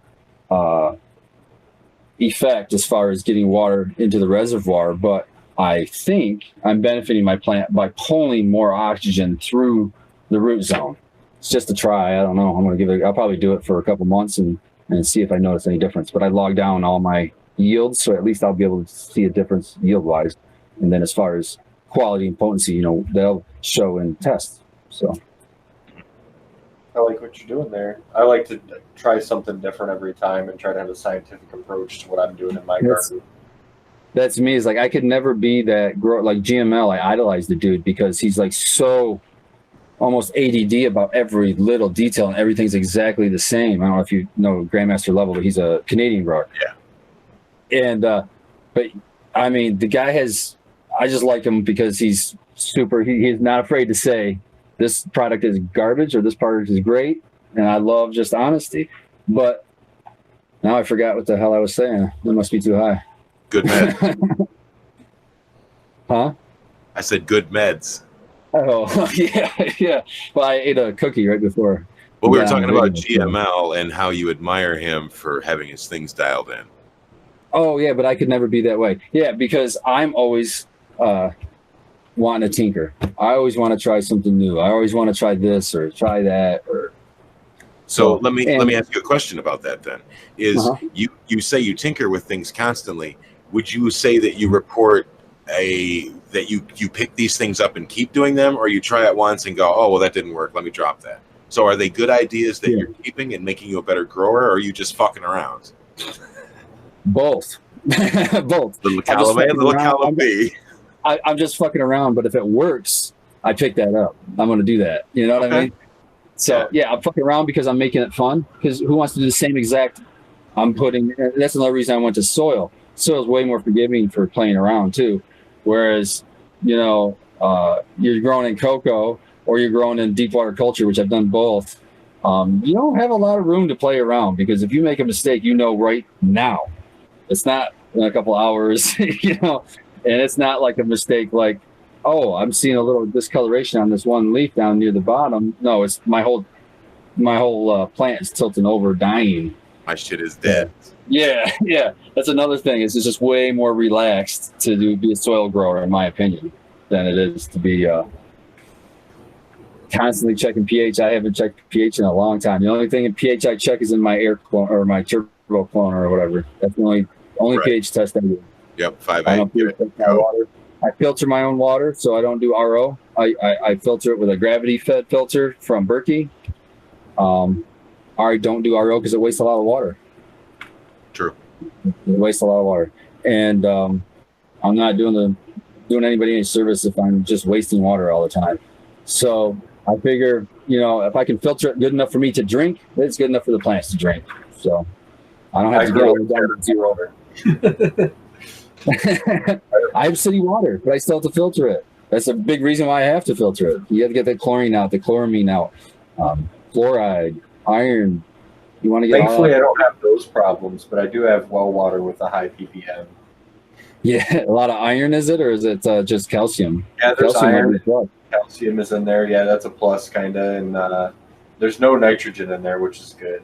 But it's about 250 or so, which is pretty high. That's a challenge, though, because if you say, well, I'm only going to feed at like a 750 parts per million in flour, once you subtract that starting point, that's how much solution you're really working with. Yeah, and it's hard to get a good adjustment there because you have a very limited range, especially in veg. And that's really what drove me a lot away from growing in cocoa, because you're really a hydroponic grower at that point. For sure. And you can do organic. I'm not saying you can't do organic cocoa, so people don't jump on me. But what I'm saying is most cocoa growers are growing with some kind of a salt base or synthetic nutrient. And the idea behind that kind of growing, which is still a very effective way of growing, and I'm saying you get very good quality that way too, but you have to be on point, and because you're controlling every aspect of that plant's diet. Yeah, So, everything yeah, is exactly if you opposite. throw in the mix of unknown water, yeah, Sorry, when go you ahead. throw in the mix of unknown water, then if you don't know 100%, and hey, your water quality, depending on how much rain you've gotten, because you're coming from a well, could change. You know, you could have really good if your water reserve in the well is really high, you're probably going to have low ppm water. But once you get down towards the bottom of that well, you might be pushing 400 or 500 ppms. You don't know. So Boy, we've gotten a ton of rain this year. I should actually check it again. yeah, you might be cleaner than what you even think you are with all this rain. It rained 27 days and 24 days in May. It's been ridiculous. My compost pile has been huge from all the cut grass. I was like, wow, this is ridiculous. Yeah, man. This has been But a yeah, hell that's of a another thing that pushed me to organic though, was because I've went away from trying to figure it out for the plant, and I just let the plant figure it out for itself. Right. My job is to give it water because I can't get that. I do supplement a little bit of CO2. I like my levels to be around 800, which would be double ambient. Ambient temperatures ambient CO2 is usually around 400, somewhere in that area. So how are you supplementing your CO2? I'm looking into doing this right now, actually. Okay, I started out supplementing CO2 with CO2 bags, which there is a local guy and company. The name is D's Bags on Instagram. That is the owner's name is Darren, and that guy is awesome. But yeah, mushroom bags. Those worked, but you're not going to get a consistent result with a mushroom bag. But you're going to get what's awesome about them is they take a little ramping up time to get the mycelium started in that block. But once it gets going, it's good for, man, I wrote down when I bought one, I would write down the date that I brought it home, and then I'd write down 6 months later. And that's my expiration date. So can I give you a scenario? Can you tell me how many of these bags I might need? 4x4, I'd do about I would do at least 2 in a 4x4 area. Sealed room? I couldn't hear that. Sorry, in a sealed room? Yep. Okay. Yep. I would do at least 2. And what I was doing before I went to, now I'm using tanks just because I wanted the guaranteed 800 when I want it kind of a thing. But the mushroom bags worked well once they get about a month in. They're working pretty good. And if you put 2 of them in there, you can sustain, I would say 600 to 800 ppm levels. I don't know how tall you're seeing. How tall is the space? How big is the space? It's 9 by 7 by 8. Is it in a big room or is it its own room? It's just the 5 by 7. Yeah. Yeah, you might need more. You might need 3. But what I would do is the first purchase was that I would suggest you get when you can is a CO2 monitor. You want that first. Yep. And that's kind of expensive, $50 or more, I think.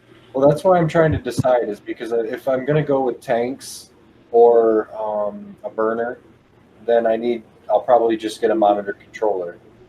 You know, Yep. And that's a bit more expensive. No. So I need to make a choice. Now, see, this is what I did. I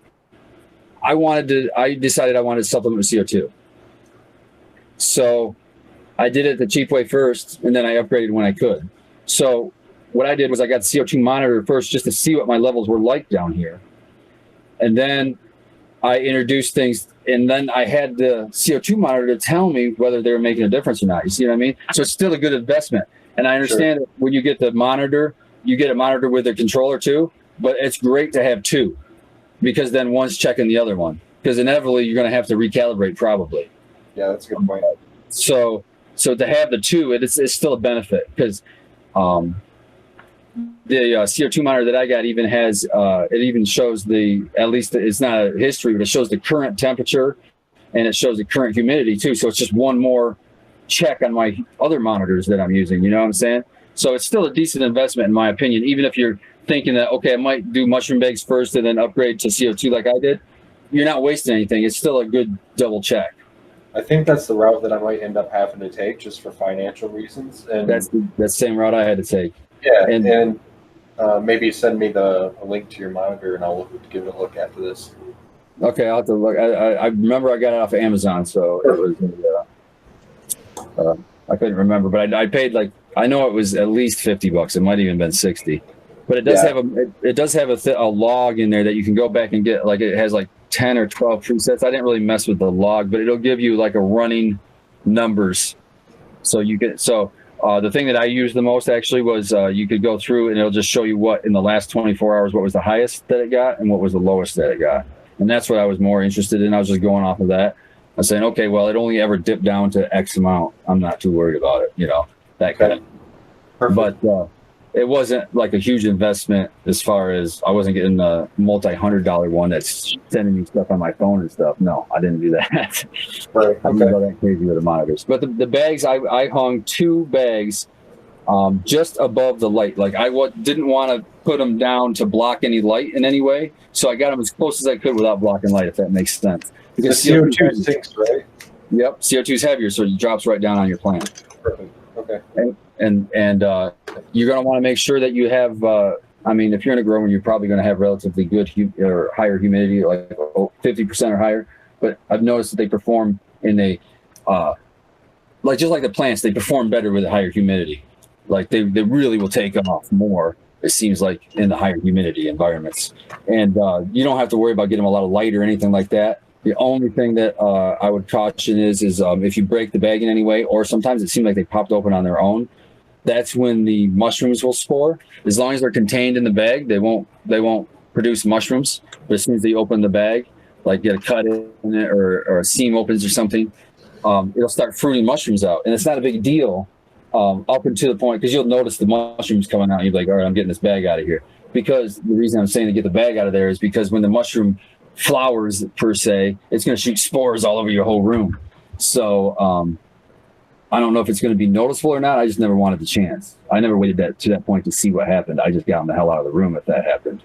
I briefly looked into this product and I even saw that some of the mushrooms are edible. So I think that's awesome. They're blue oyster mushrooms. Yep. So you can take them out after, once it's getting close to your 6 months, say, because that last month it is really producing just a little bit.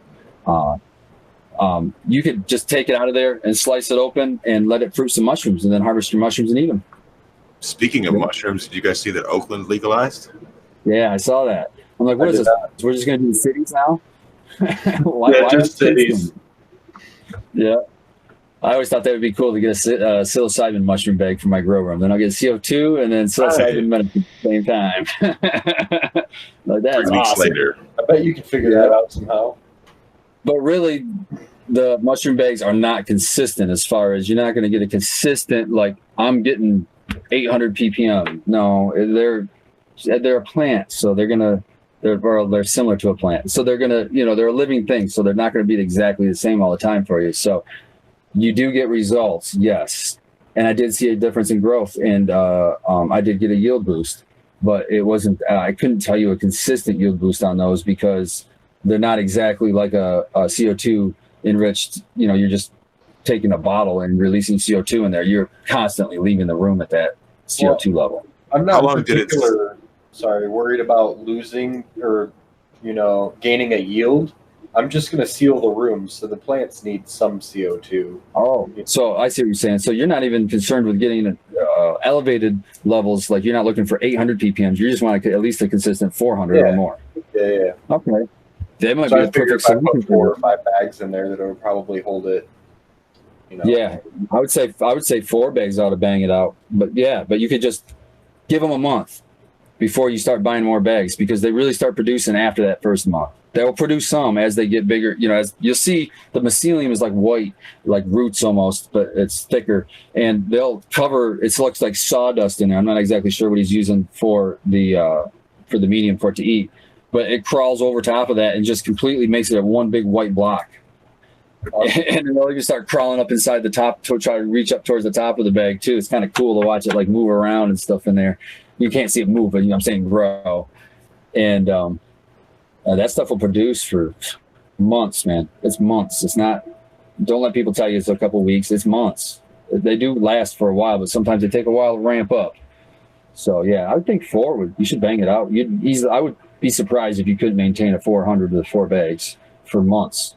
Yeah, I usually don't take hearsay as advice as somebody like saying that they wouldn't work. But if you have monitors and you say they do work, then it's pretty easy to say that they work. Yeah. it was always over ambient, you know what I mean? But my room is like, I've got 3 4x4s in my flower room, but it's big enough for probably 4, but I need some room to move around. So with a room with 3 4x4s, I had 6 bags, 2 over each 4x4. And I was often getting a max reading of 1,000. So at one point it built enough to be over 1,000 ppms. And I was getting lows in the 600s. So ambient's 400. Were you using extraction at all? You know, I'm listening to what you guys are saying, and what I'm thinking. I would use it on a heat thing. Yeah, I have a high temperature extraction. So like if I ever get really high, it'll dump it after 84 degrees. I don't like it getting much hotter than 84 in there. After 84, the fan will kick on and dump the room. But that didn't happen often, only in the summertime. What's up, Scobo? That's what I was going to say, is that you have to take into consideration for your total CO2, how big is your extraction fan? You know what I mean? If you're really pushing out, then you're like, well, fuck, I'm pulling all this stuff out of here as soon as it's coming in. So now I have to run a completely sealed room, but I still have to exchange air somehow. Yeah. But if you're using a mushroom bag. So that's how we started, is because I'm going to be adding an AC and then sealing the room completely. So we're going to try to use these mushroom bags to give the room CO2 for the plants, as opposed to exchanging air. Right. Yeah. So if it be sealed, then you wouldn't be running a fan, hopefully, unless I would still recommend do pipe something, like have it. And have a dump. Yeah, I could do that. So you do have an emergency. I don't know what the things are called, but I got one. I can show. It's basically, I got it at the grocery store. That way, I think. Yeah, you just turn the dial to what degrees you want. You can do it for humidistats too. You can plug in your humidifier to these things, and they're constantly. This is a good tip too if you don't have one. If you have just a regular plug in the wall humidifier, not a big commercial one. If you're just a regular, a small time grower, you get this little device that just looks like a plug with a monitor, like a little screen on the top of it, and a dial. And when you plug it in, the screen lights up and it just has a number on it. And you set your relative humidity to what temp or what humidity you want as your maximum humidity in your room. So what it will do is and then you plug your humidifier into this device. So it plugs into the wall and it has an input plug, and you plug into that. And you set your humidity, say, for example, in my room, I have mine 70%. I don't want my humidity to go over 70% in my room. I run hot temperatures with LEDs in a sealed room with CO2, so I can run it hotter, which saves me money and electricity. And because of those hotter temperatures, I can run higher humidities with no fear of mold. I'm running off the vapor pressure deficit chart. I'm actually lower than that, so I'm really being conservative on it. But 70% sounds crazy and flower, but I'm telling you it works. If you have high temperatures, you combat it. And the CO2 is going to let you run higher temperatures, so that helps with the humidity. And then when you use this device to plug your humidity or to plug your humidifier in, it saves you tons of electricity, or it has me. The reason being, the humidifier that I had, the way it works, if you don't have this device and you just have the humidifier plugged in the wall, it'll just randomly turn on just a fan to cycle through the internal humidistat to test the air to see what the humidity is. Interesting. And if the humidity is acceptable, it won't turn on the compressor and everything. But if the humidity is not acceptable, it'll kick on. But it constantly turns on to check the air. With this device that I'm plugging the humidifier into, it actually passively checks the humidity all the time. There's no fans or anything that runs. So it's not costing me any electricity to plug this thing in the wall. It's just monitoring the humidity passively. Once the humidity's out to where the humidifier needs to kick on, then it turns the power on the humidifier. It turns on normally, senses the air is out of whack, and turns on. It's awesome. And I think I paid like less than $20 for that thing. I think it was like maybe $14.99 or something. And it's already saved me that in electricity. And then I have the same device for fans.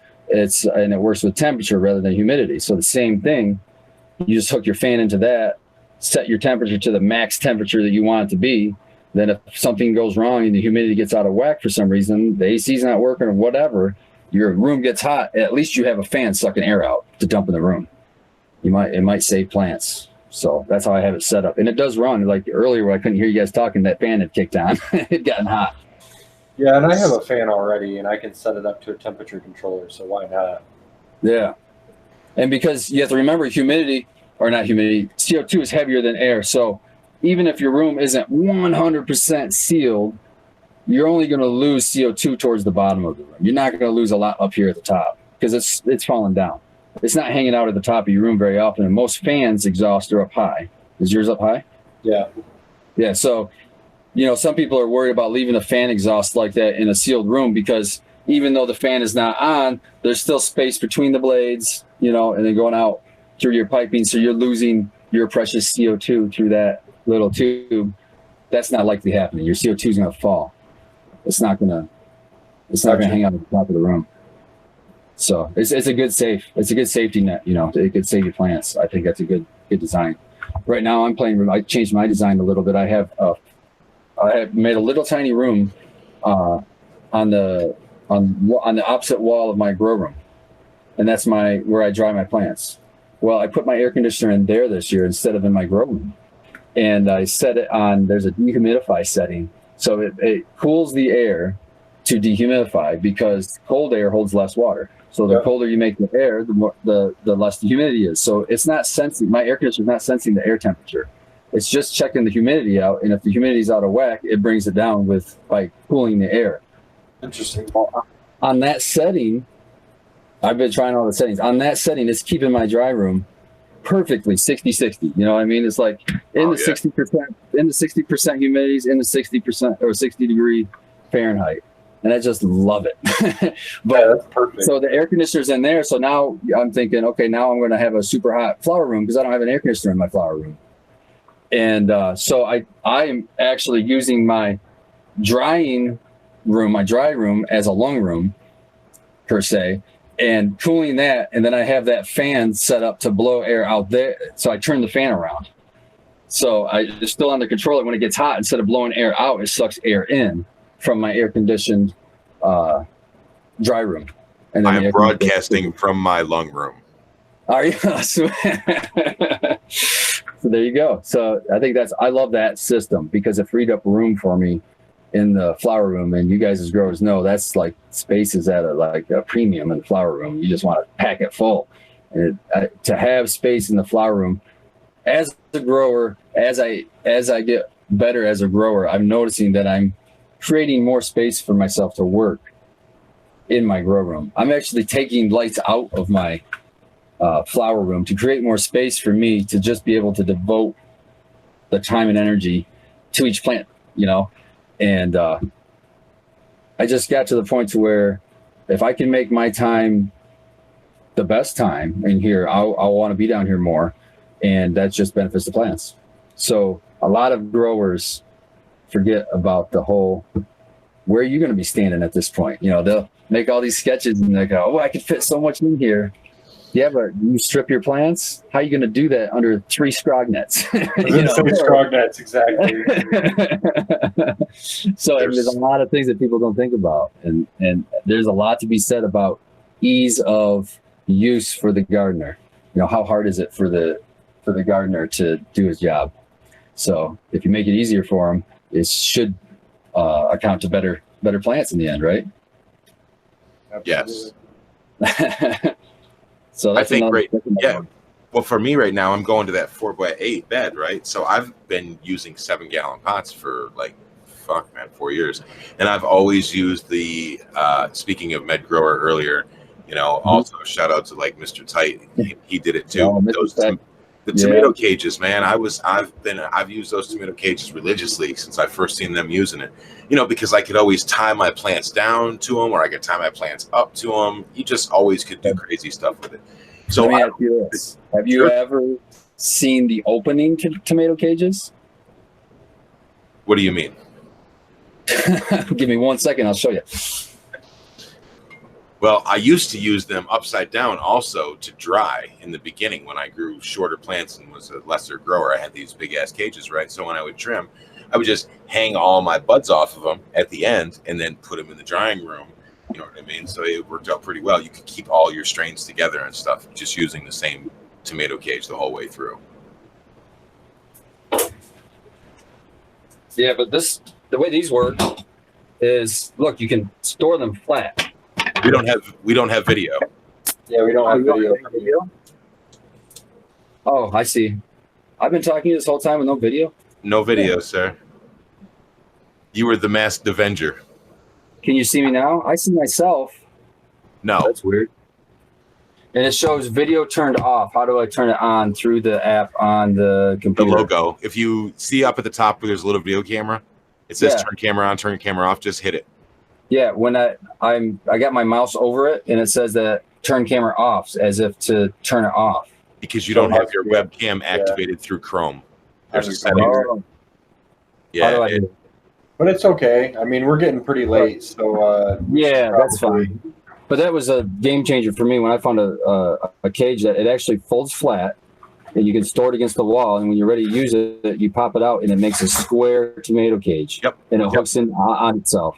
They're so I've seen sweet. those at that Menards. They have. Yeah, to take a plant out, like if you're going to use a tomato cage, and then when you go to harvest, there's such a pain to get them out of the tomato cage. At least that was for me. And then once I got those, I could just unhook the tomato cage and just pull it away from the plant and then harvest the plant. I thought that was awesome. Dude, storing these cages is a pain in the ass, bro.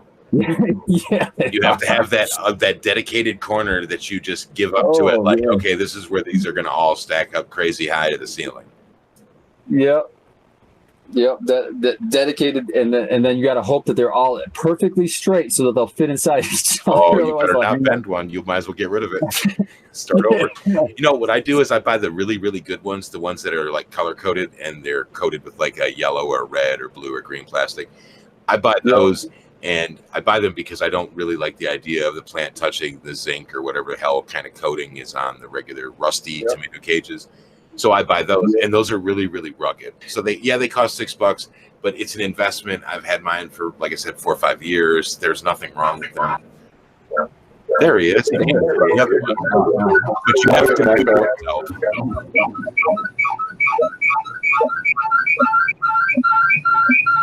It's okay. Mute the desktop. I can mute it. There, I just turned my. There we Sorry, go. I just turned my phone off. It started beeping and everything. It's all good. It's all good. We got our video now, though. Now I got the video up. I can't believe I was sitting here the whole time. It was showing a video of me. I was just talking to myself the whole time. Dude, I'm you like, could I have don't been know, picking your maybe it's weird. nose and whatever else. Yeah, all this hand gestures you guys missed and everything. It's crazy. Oh shit! Welcome to the show. Yeah. I just love talk and grow, man. It's just I could sit here and talk forever. But yeah, you're right. It is getting late. I just looked down. It's 11:30. I got to work in the morning, so I'm gonna have to jet here pretty soon. Oh, saying that before we go anywhere else, I probably want to edit that part out where I said negative shit about a certain company, just because I thought about it, and I'm like, man, you know, Hey, I'm unedited, man. Don't worry about me. Yeah, I try not to say negative shit about it, but to me, just off the record, because we're gonna cut this part. Yeah. I hear so many people are like, man, buy this shit, and it was never available in my grocery stores. They just recently started carrying, like the last 6 months, literally. Well, that's the thing you'll have to notice. I mean, we all probably notice this about when you go to a grocery store. There's depending on who you get that day, you have a huge drop off of knowledge, you know. And sometimes I can go in there and I can say, hey, you guys have any Mammoth P? And they'll know exactly what I'm talking about and walk me right to it. Right. I say again, they think I'm making a joke. Mammoth P. You know what I mean? So I want a cheap way to get microbes, because every fucking microbe that I try to look into costs way too much money. You know, I used to use the Organism XL. If you use that, like it's a powder. No, okay. I haven't used that. That's what this recharge is, a powder too. It's just a powder. And I used to like it, but they changed their formula, and now it like really is cakey and shit and gets tarry. So I want to get away from using that part, and I'm looking for a new one. I used to use Great White when I did hydro. That's like $40 a bottle. You know what I mean? Yeah, that is so expensive. The Great White is so expensive that I only use it when I transplant a clone into its first pot. I'll sprinkle it on the roots, and that's the only time I use it. Azos is super expensive like that. I used to sprinkle everything, and now I'm like, man, I guess I'll use something else, because it's cost prohibitive for me. Well, the reason I use Great White on the initial clone is because it has I think it's a bacteria, Bacillus thuringiensis, and that is used. It'll kill fungus gnat larvae. It's a fungus, It'll kill fungus gnat larvae. I didn't know It'll help that. you in this, yeah, for soil health. That BT, it's also could be found in mosquito dunks too. So you don't have to feel like you have to go out and get great white. Mosquito dunks. What? Yeah, mosquito dunks. That's what they are. They're just Bacillus thuringiensis usually, and then So you just rub that water it in. The things that you use for your pond that you Yeah. drop in, I could Yep. buy that. Grind it up, or just make it so it'll be a little water soluble, or you could just put them in there. They'll dissolve, and then you can water it in. And how And- much should I add for, like, let's say I did 5 gallons? If I had a 5-gallon bucket, I would go the same directions that they use for the pond, because if it's not going to kill a fish, fish are really sensitive to like nutrients and things like that. Okay. If it's not going to kill a fish, it's not going to kill your bed. And the only thing you're going to do is over apply it. And over applying it just means you're going to kill your problem faster. If you're trying to kill fungus gnats or whatever it is, there's just going to be more of them. But it's just a that's what little I'm bit. dealing with is You these know what I'm fucking fungus gnats, dude. And I'm like, damn, they're killing me, man, right now. I So- walk in and I'm not used to that. Yeah, fungus gnats, I got rid of them by using sip containers with a mulch. So what I mean by mulch is I just throw straw down, or if I'm not using straw, I'm like you, I'll use my stems, that I've trimmed with. Once they dry out, I'll trim them up and throw them down as a mulch. And I haven't had fungus gnats, but now that I'm talking about it, it might be because of the Bacillus thuringiensis. Once it gets established on those roots, I mean, maybe it's multiplying throughout the soil and it's fixing the problem for me. It's got nothing to do with any other practice I'm doing. Wow. That's a pro tip Yeah. right there, man. Because those are not that expensive. Right. Those are really cheap. I use the great white just because it has all the other crap in it too. And I'm thinking, Right. well, because really the big secret when it comes to the microbes, here's the big secret. They're telling you to apply them way more than what you need to do. At the most, you should be applying them in a soil once a week. Yeah. So, for example, when you look at something like Mammoth P, which I 100% stand by, is 100% worth it if you're not just a home grower growing for yourself. If you're just a home grower growing for yourself, it's not worth it. But if you're growing it and you're moving any kind of product, it gives you more weight. I was growing 4 plants at the time. I was growing 4 plants in a 4x4. And I was averaging, after using Mammoth P, 1 ounce more yield per plant using Mammoth P. So Mammoth P, the buy-in, like everything else, super pricey. You look at it, you're like, what? You want this for this? But when you look at the application rate, which I don't know Really if concentrated. I don't know if they've updated the bottle, but It's they've like already said- 0.5. Yeah, 0.6 it's per gallon. 0.6. It's 0.6, but I use it at 0.5. Right. But I use that you're using that once a week. You're using 0.5 milliliters once a week. That I bottle, do it every 2 weeks. Those little sample bottles, dude. I had, my buddy runs a grocery store, so I had like 7 of these things, right? Nice. And so I've had Mammoth P for like 3 years, and I use it when I'm trying to establish a clone. You know what I mean? Something really delicate, I'll add it then, and then right before flower, I want to hit it like 10 days before flower with it because I feel like I want to get the plant hulked up and ready to go. That's actually really good. And a lot of people don't use it in veg because they're trying to stretch it even more and only use it in flower. But what they're not realizing is when you use it in veg, the P in Mammoth P is, what would that be? NPK, so potassium or phosphorus. I always mess that up. Potassium's the K, right? Yeah.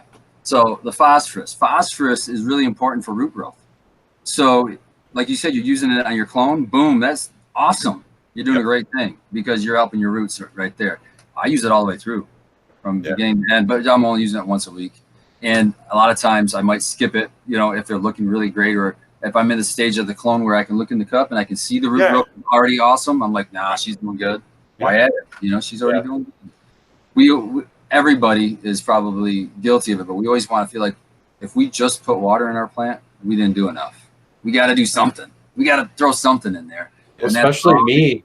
I'm a cocoa grower right now, so I'm getting ready to. Well, I already started flushing, so putting just water on there feels like so wrong when you. I water with nutrients every single day for like the last 3 months on these plants. Yeah. Then you're like, what do I do with my extra time? What am I supposed to do now?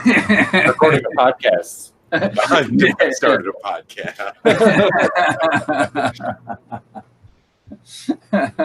No idle time, dude. This has been awesome, man. Yeah, this has been awesome. So, are you going to be at the Cup? Yep, I'll be there on Saturday. Sweet.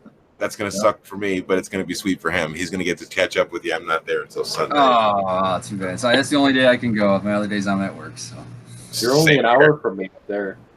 Oh, really? Where? That's cool. Where you at? I'm south of Coldwater. So I'm Oh about yeah. an hour Wow, you're getting close southwest to the of you. border. There Sweet. you go. I just That's what moved from I'm talking about. Jackson. Oh, did you? Cool. Yeah, Jackson's got a huge scene. It really does. It has a lot of people that do smoke, but they're really still pretty much mostly black market. Yeah. Nobody wants to go into a dispensary and get crappier weed than they can get off the Joe Schmo on the street for half the price. Right. It's an access issue. You know what I mean? Like people Yeah. just want access to what they want access to. Yeah. They're going to get it how they're going to get it, and it's unfortunate because this leads to problems down the road and shit like that. But Yeah. there has to be access to medicine. It can't just be boof. You know what I mean? Yes. It's got a name doesn't Yes. mean that it's got a claim to fame. You're It's gotta be. 100%. But remember, we along those lines, like what you're saying. Remember that we're talking about dispensaries right now. They're all supposed to be medical right now. So that's what our medicine is. That's supposed to be the top tier, the creme de la creme. That's supposed to be the best. And you walk into dispensaries, is that what you see? That's why we're growing. Yeah, I know. That's what I think the problem is that the barrier to entry for somebody who can grow good weed, cannabis, is so high. I knew you were going to catch yourself right there. I knew you were going to correct yourself. So it's so high though. You don't have $1 million in your pocket. Good luck. You're not going to bring your cannabis to the market. You're not going to heal more people because we're not big business, and we're not going to give you the advantages that big business have. And big business is the only one that has the ear of the people making the rules. So it's like they don't understand that by doing what they're doing, they're empowering the black market to always be a better deal. Yeah. They need to empower and also regulate the cottage industry. Is how I always liken it, and a lot of people do, is to the craft brewery. A craft brewery, a craft grow. Why can't it be? Honestly, I did vote for the legalization here in Michigan, but that's not what I'm really for. I'm really for decriminalization because it's a tomato. It doesn't need to be regulated. Why does it need to be regulated? Like I said before, even if you're smoking it recreationally, you're still getting a medical benefit from it, though. Right. It's ridiculous to even make those divisions to me, just so you can make extra money with more of a tax.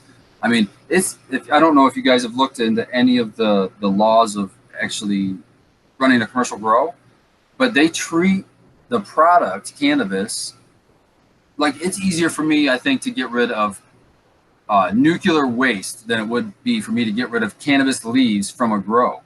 It's like you got to mix it with dirt, or you got to mix it with kitty litter. Why can't I just put it? There's so many regulations just to try to get the guys I was talking to at the part-time grow. I said, why can't you guys just throw it in a compost pile? They said, oh no, then the public might be able to have access to it. Yeah, We'd have to steal it. And I'm like, oh my God, for cannabis leaves? Are we? Gems. Yeah. So every one of these processes, that they're going through, that's just one of countless millions that are just ridiculous. And that's what's pushing me away from even considering opening a dispensary or a grow for myself, is because the red tape that they built into the system is just mind numbing. It's like you're going to go broke because you're going to have the death of 1,000 cuts, Nothing. You don't have attorneys. You don't have attorneys. Yeah. Or lobbyists, so you're kind of screwed. Well, I was just listening to a show yesterday saying that there's a company in California right now. I wish I could remember the name, but they said that they are actually been proven through a leaked email or whatever, that they're bleeding over $1 million a month. But that's their strategy, because they're coming in as a big company with lots of funding, lowering the price of everything, like Oregon. Look at Oregon, and making everybody have to go out of business, all their competition. And then once they're gone and out of the way, then they can slowly bring their price up. Exactly. And now you're stuck with whatever their definition of quality is, because they've pushed everybody else out. And their definition of quality is what's the highest profit margin. That's their definition of quality. What is selling? Yep. What's the new hype? What's the new hype for today? Well, that sucks though for the patient. You know what I mean? Like, I need access to. Let's say that Durban poison just consistently works for me. There's something about it. Right. THCV, blah blah blah. If I don't have access to it because I'm in the minority, so now what? Fuck me. Yeah, You know exactly. what I mean? Like, damn, that's kind Exactly. of callous. Why can't Yeah. we work something out that everybody gets in? Is that true? Did you find THCV works really well for you? I don't know. I mean, I've had it in a couple strains. I had it in the Durban. I also had some Mickey Kush. That was a sub cool that I had to test on the little thing, and that was really nice, man. Like, really chilled the Also, PTSD out, man. I'm not familiar with the Mickey Kush, but his strain Jack the Ripper, he often I've says had that before, yeah. okay, that one's a really high THCV. He said so. I just Yeah. wanted to pass it on to you. Yeah, it's Yeah. kind of interesting because I want to see where these studies are going to take us to the next 5 years as they get deeper and deeper into these profiles and they figure more and more about the endocannabinoid system and all that good stuff. We can get to the point where we can say, you know what, you want to have access as a patient. Here's some information that can really be a good starting point for you. Exactly. Look in this direction first. You know what I mean? And that's going to come. And maybe there might be a point to where they can actually pinpoint the exact right cannabinoids, even the minor ones, to a point to where they can remove some major ones for somebody like, hey, I have a 90-year-old whatever aunt, uncle who has a disease or an ailment that can be fixed with THCV, we'll say, and but they are hell bent on not getting high. Well, hey, we'll just give her the straight THCV. Right. And she's not getting any psychoactive, any discomfort as far as that, and we're just healing her. Just the benefits, right? Yeah, I'm sure it's going to be things. I mean, right now they at the beginning they really focused on THC. Then it was CBDs, kind of the real big push right now. Like you said, 5 months from now, who knows what? 5 months from now, it might be a talking THCV. It might be CBDA.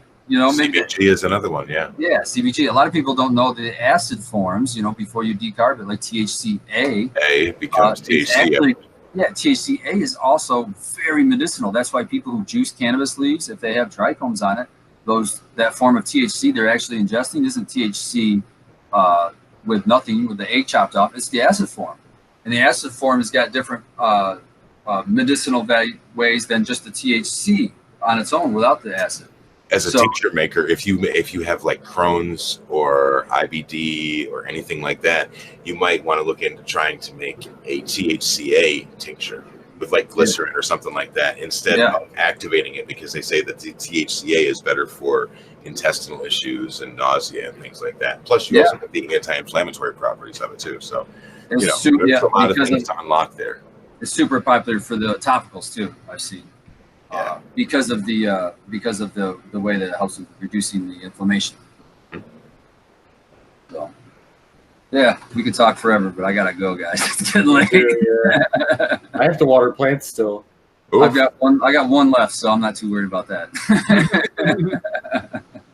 Hey, we can clean this up and we can do an intro for this, and we can record an outro and stuff and all that stuff, and we'll edit this stuff out and be good.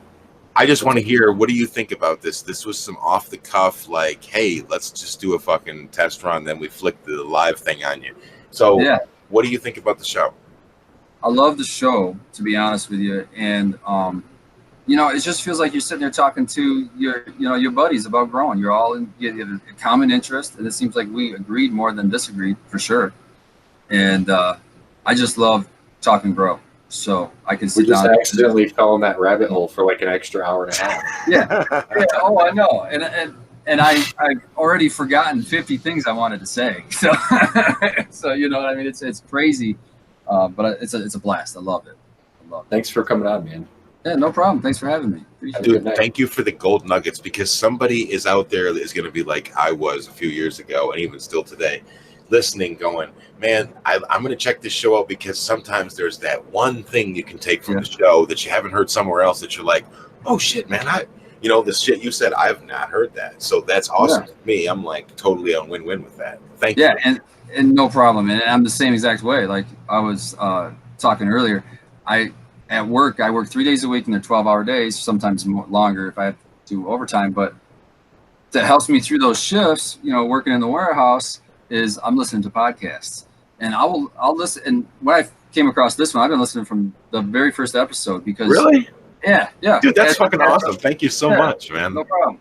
As an organic grower, it's important to me to try to source all my products from local sources, because you're thinking as organically. Not only am I trying to make a product with no outside really weird influences, all natural products, but you also don't want to be a big tax on the system by, hey, I'm shipping something The environment, from Sweden. You know what I mean? When you have something that's a locality that you're helping a local business that's near you, so that you're improving your community at the same time as you're improving your plants. So, you guys are like, I'm like a podcastaholic, listening to podcasts at work.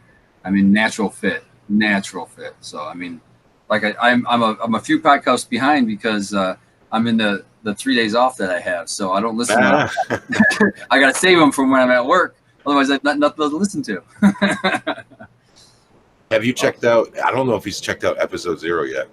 I haven't seen. That's where I stopped. I heard Abolished Farms, and then followed that. And Eagle, right? Yeah, Eagle Gardens. And Eagle Gardens, cool dude. Love that dude. I met him out in Hashbatch. I think I was already telling you. He will be at the Cup. Yeah. Yeah. Yep. He's actually, before he wasn't even the rep for TGA. Now he's become the rep. So I'm really proud of the dude. He's awesome. He gives a lot back to the community too. Yeah. Yeah. He's an awesome guy. So now you're part of the Hall of Fame too, man. So I just want to say, thank you. Appreciate it. I always try to represent for the listeners in my own goofy little way. And so, thanks for answering all the simple little questions we had tonight, clearing some things up, dropping some knowledge bombs on us. And, thank you for being an awesome caregiver. That's the one thing that all three of you have in common.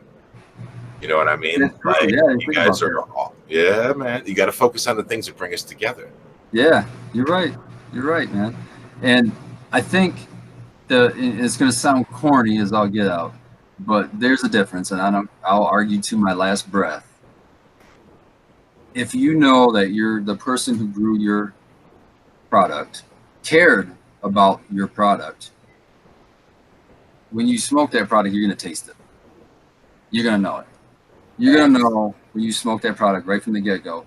This guy was taking a break or something. I don't know what's going on. You know what I mean? I don't know what happened here. Or the opposite. They're going to be like, wow, this is some good stuff. This is great. So, I mean, you can lie to yourself, but you can't lie to the person who's going to smoke your weed. So care about it. Just care. Sure. That's the most important thing. Or love. People say, what's the most important thing? My ingredient is love. That's what I try to do, man. And it comes back tenfold, I guarantee you. It comes back tenfold. That's what makes it all worth it. Mine too, man. Yeah. If you weren't a state fan, we'd make really good friends. Dude, what a great way to end the show, man. I agree. It's awesome. I love to talk, man. Anytime you guys want to talk, I'll be happy to come back anytime. Dude, we created that DM. That thing is live. That's not like it gets, archived or anything. Like, you want to send us some pics. Yeah, for sure. For sure. We'll do. Oh. I hate goodbyes.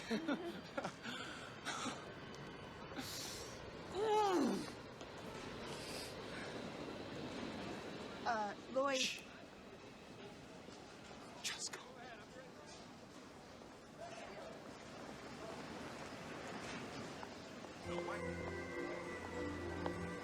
Damn button. Push the goddamn button.